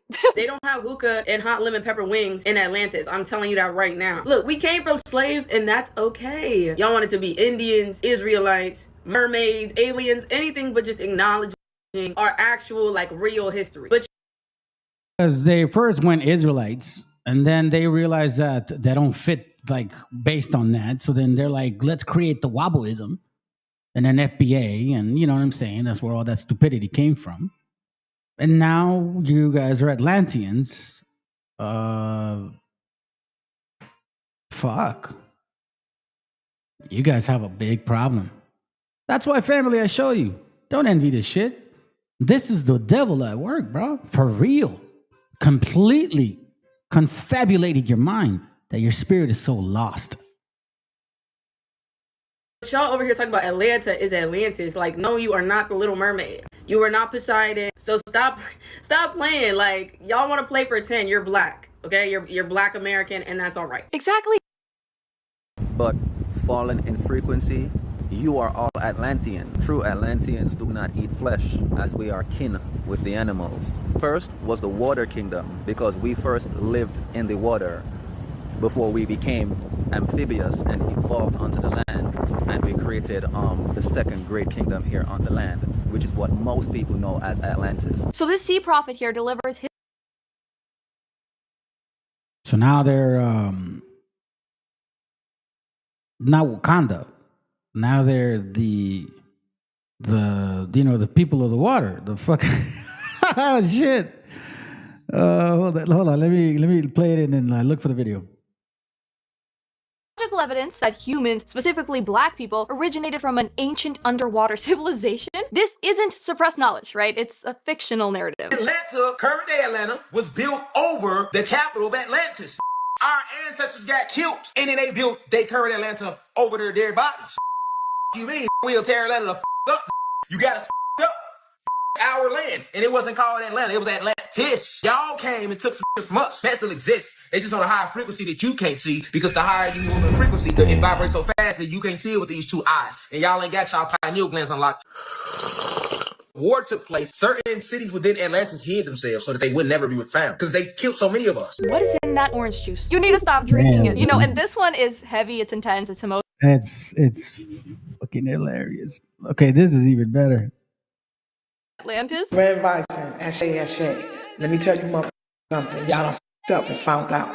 Okay? The veil is lifted. There will be no more. There will be no more. There will be no more. I have a question. Will there be more? The sleeping giant is awakening. Copper color people. Now sun people. We have rise. Spiritual powers. We are woke. We are woke. Atlanta is Atlantis. Atlanta, it's Atlantis. Oh my dear Jesus! You know, I like it how the Americana. Think is this one. Hold on, Crania. Is it this one or not? Crania. I don't have the word. All right, so I showed you guys this book before, and oh my gosh. Matter of fact, Samuel Morton thoroughly debunks that notion. Let's hear this. Let's hear this again. Hold on, this is funny, man. This is funny shit. Atlanta is Atlantis. That's all I needed to hear. Someone get that on a shirt.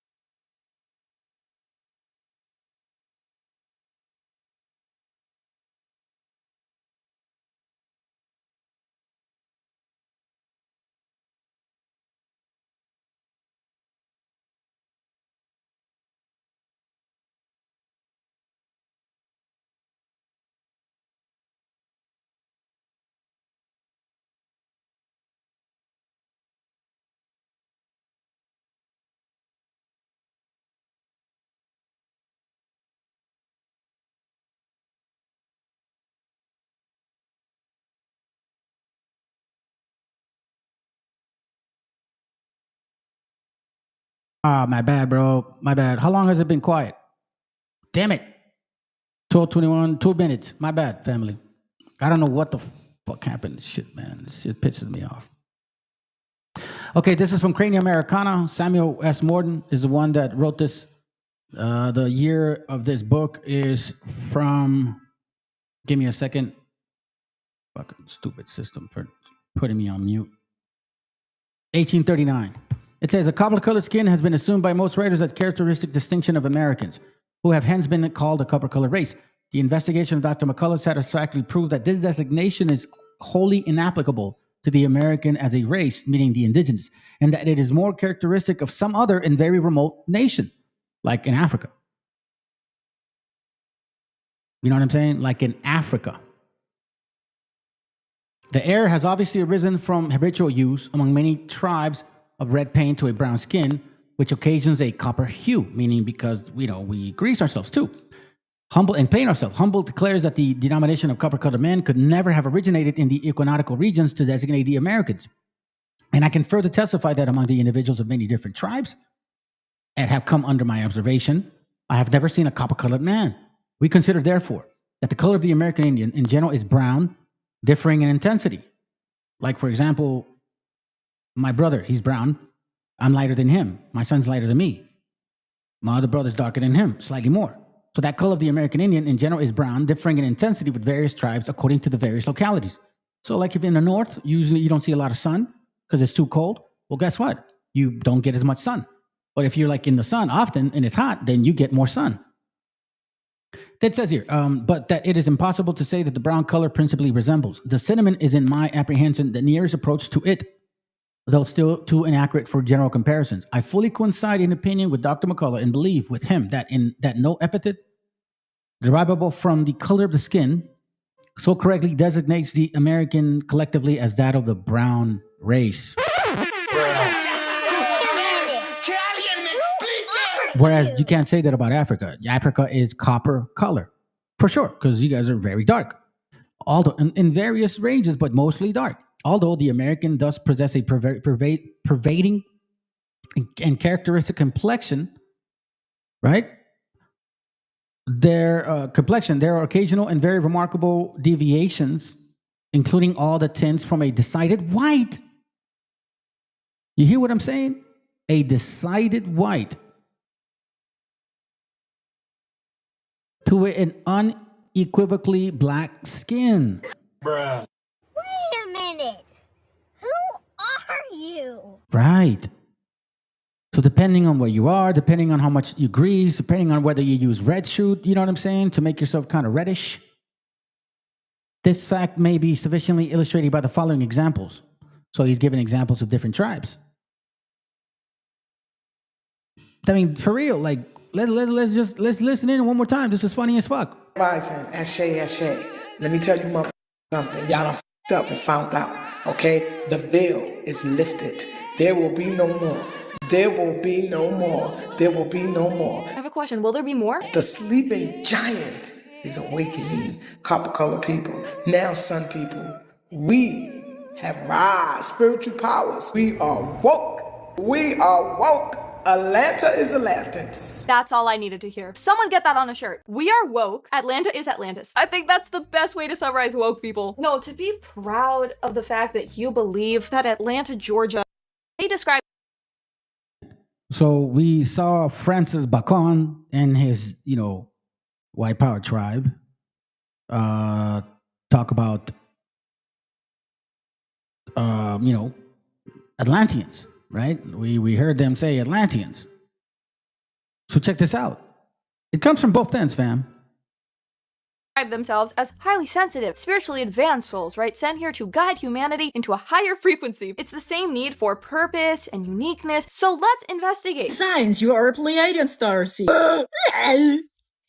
What's up? I touch you, please. Let's keep it serious. Signs you are a Pleiadian. Is this the sign that you're on drugs? Going to listen to a song because I truly believe many artists are downloading the energies from our ancestors. Just open your heart, feel the energy. The thing is, my hair is not blonde enough, I think, to receive this message, so street. She's telling us, for example, that perhaps you're a star seed and that the musicians are downloading ancestral energy. Not Pleiadian, never mind. Pleiadians are like one of the most common starseeds to have come into contact with humans. They're said to have arrived and been here during ancient Egypt. Alright, so at least these star seeds are not yelling on the street. She's telling us, for example, that perhaps you're a star seed and that the musicians are downloading ancestral. Wife has been visited by Pleiadians, right? They told her this. And these blue beings. Oh, right. Yeah. Typically what we refer to as the Nordics, and they're said to be this benevolent species of extraterrestrials that visit Earth a lot, and they've been guiding us for millennia. Average, they're taller. The females are between 6.5 to 7 feet tall. Yeah, so I could easily be one. The males are between 6.5 to 8 feet tall on average. And they have these uniquely colored eyes, long blonde hair, and they live for 1,000 years. I'm currently 500, so that also checks out. They're also part of the Galactic Council and participate in the Melchizedek Starseed program. Are you a Starseed? I'm meeting with the Galactic Council tomorrow. I'm giving a presentation so we don't have to Last one. pay for electricity. Electricity is inside of us. How exactly is the electricity inside of us going to power a city? I would like to know the science behind that. You're a god in a garden, a 9 ether being in a cosmic war zone. They fear our memory. They fear our return. They fear what happens when the veil cracks and the sun people rise again. Beneath our skin glows galaxies. Within our hair coils the sacred geometry of the universe. We are not simply people. We are portals. We didn't come from the stars. We are the stars. Ancient light rewrapped in melanin. Divine intelligence walking in flesh. Our DNA holds the codes of Atlantis, Lemuria, and the celestial dynasties before Earth. You are not just melanated. You are multidimensional. You are not lost. You are encoded. You don't need Atlantis. Well, there you have it, family. There you have it. The enlightened ones. The sun bearers. The Pleiadians, like Plato. Atlanteans. So Pleiadians, that's what they're talking about. Pleiadians, Atlanteans. Like this guy said, they're working together. Let them burn, fam. This shouldn't even matter anymore at this moment. Pocahontas. Because we know what's behind this concept. Institutions. You just have to flood a country's public square with enough raw sewage. You just have to raise enough questions, spread enough dirt,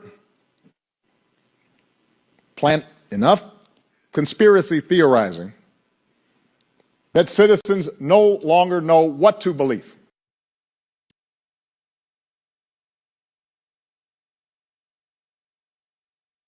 Damn. Hold on a second.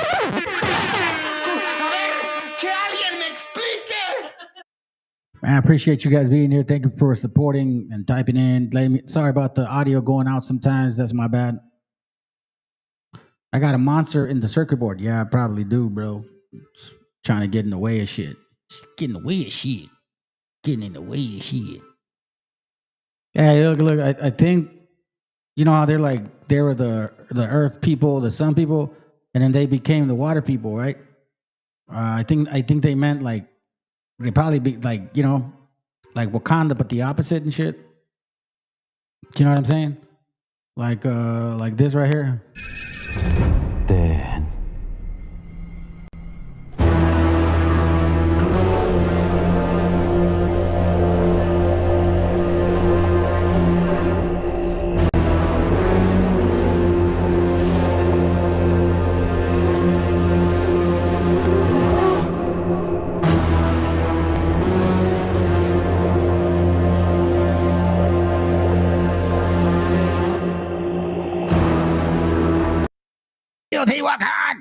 Teotihuacan.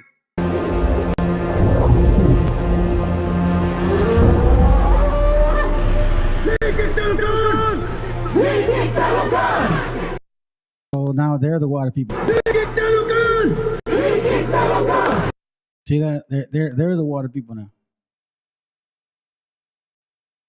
At this point, we can't help you no more. Y'all lost your minds. And this is why I tell you, indigenous brothers, man, If you don't believe in God, or if you consider yourself like a Christian, right? I'm not saying we are, but I'm just saying if you at least believe in that, and you believe in God, then you should consider the comparisons that I've been providing for our people for quite some time. You know what I'm saying? You should consider that, because you are so distant from something that just may belong to you. Am I saying I'm 100% correct? Nobody can prove 100% truth. No one. We are bombarded with a lot of fake information. So you got to be mindful that fake information will want to also confuse you and convince you to believe something that we're not. But we've been here, always been here. Well, at least before these people showed up. So this heritage that they're fighting for, it ain't just because supposedly you built some shit. They mentioned Solomon's house, chosen of God. It's for a reason. See you next class, family. Hopefully we can tackle some other topics. How can they talk on the water? That's funny, dude. All right, buenas noches a todos, eh? I'll see you guys again on the next class.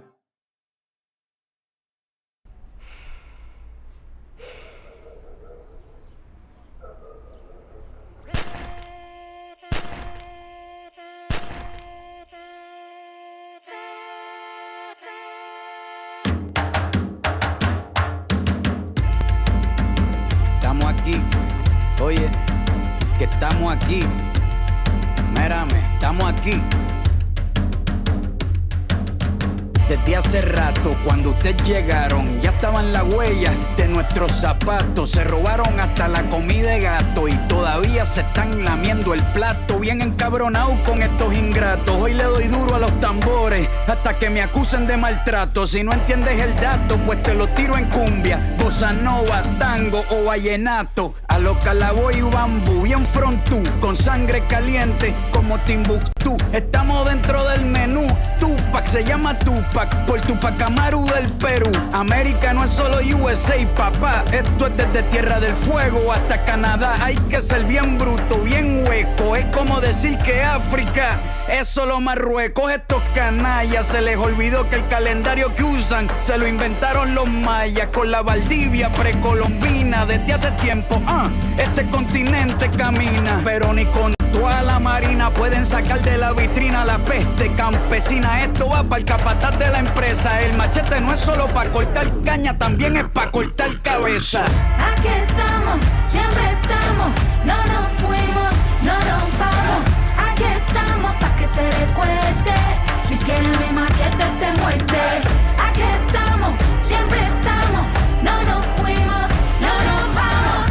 Aquí estamos pa' que te recuerde. Si quieres mi machete te muerde. Si quieres mi machete te muerde. Si quieres mi machete te muerde. Si quieres mi machete te muerde. Te muerde, te muerde. Los paramilitares, las guerrillas, los hijos del conflicto, las pandillas, las listas negras, los falsos positivos, los periodistas asesinados, los desaparecidos, los narcogobiernos, todos los que robaron, los que se manifiestan y los que se olvidaron, las persecuciones, los golpes de estado, el país en quiebra, los exiliados, el peso devaluado, el tráfico de droga, los carteles, las invasiones, los emigrantes sin papeles, 5 presidentes en 11 días, disparo a quemarropa por parte de la policía, más de 100 años de tortura, la nova trova cantando en plena dictadura. Somos la sangre que sopla la presión atmosférica. Gambino, mi hermano, esto sí es América.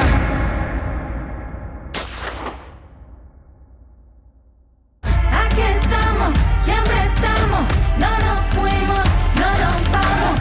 Aquí estamos pa' que te recuerde. Si quieres mi machete te muerde. Aquí estamos, siempre estamos, no nos fuimos, no nos vamos. Aquí estamos pa' que te recuerde. Si quieres mi machete te muerde. Si quieres mi machete te muerde. Si quieres mi machete te muerde. Si quieres mi machete te muerde. Te muerde, te muerde.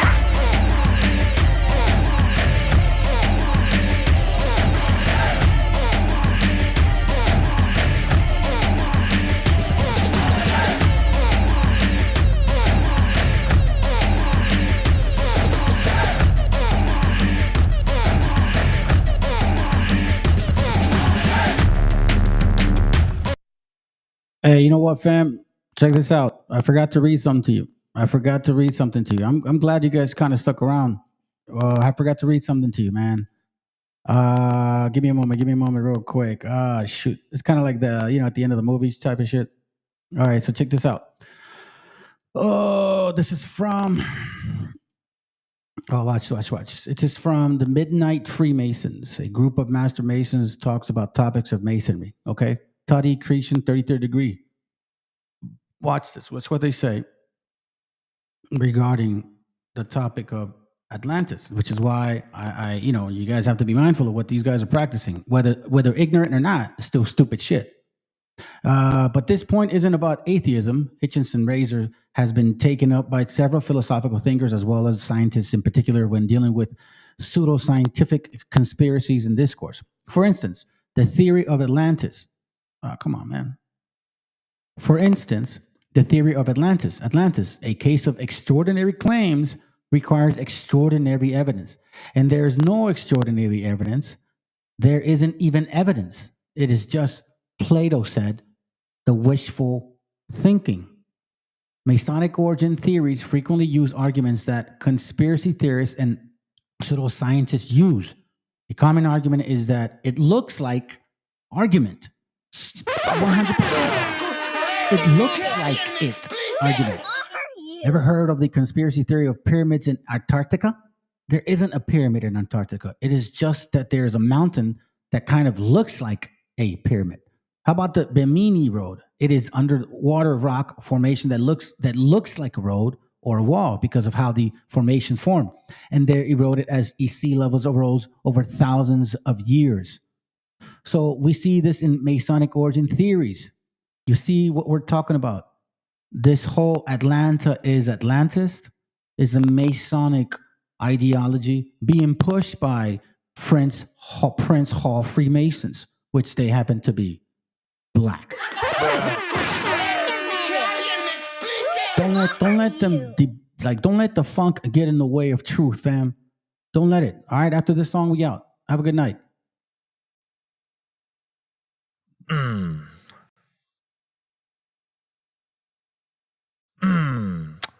Yeah. Kings. Yeah. Coming straight out of the Nile. I'ma tell you about a great big liar. Yeah, Egyptians was not white.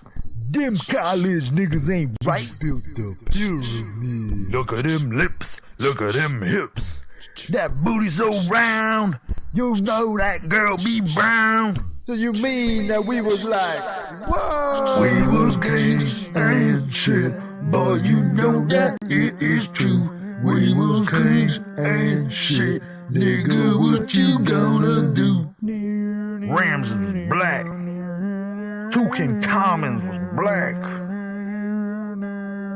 Y'all know Cleo was black. Who made it into space? Nigga, that was the black race. You're welcome. They're covering it up in the books. Bunch of cracker-ass crooks. Tell it again. You can even go out of Egypt. Find out who the real chosen people. Mozart, Beethoven, King George, Vikings.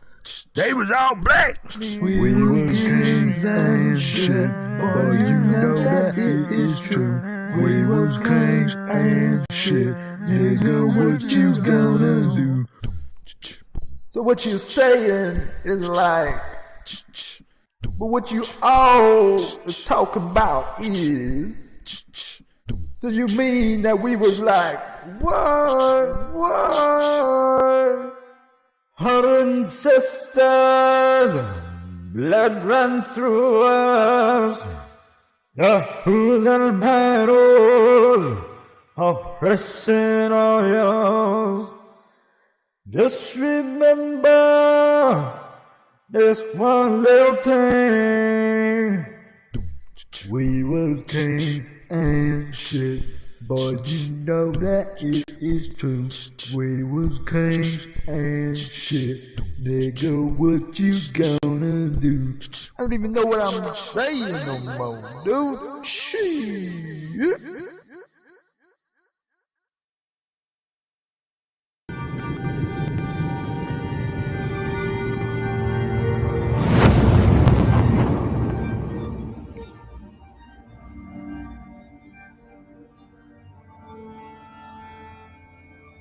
y Cal. Hijo, abre los ojos.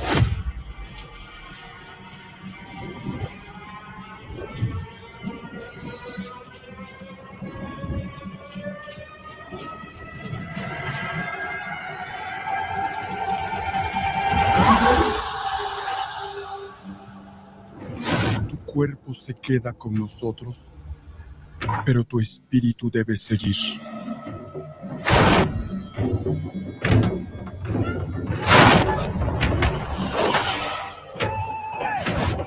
Busca la luz. Aléjate de las sombras.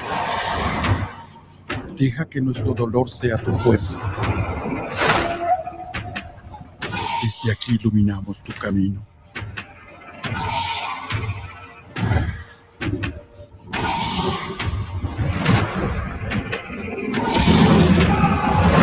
Lucha como nosotros ante esta pena tan grande. Yo soy tú. Tú eres yo.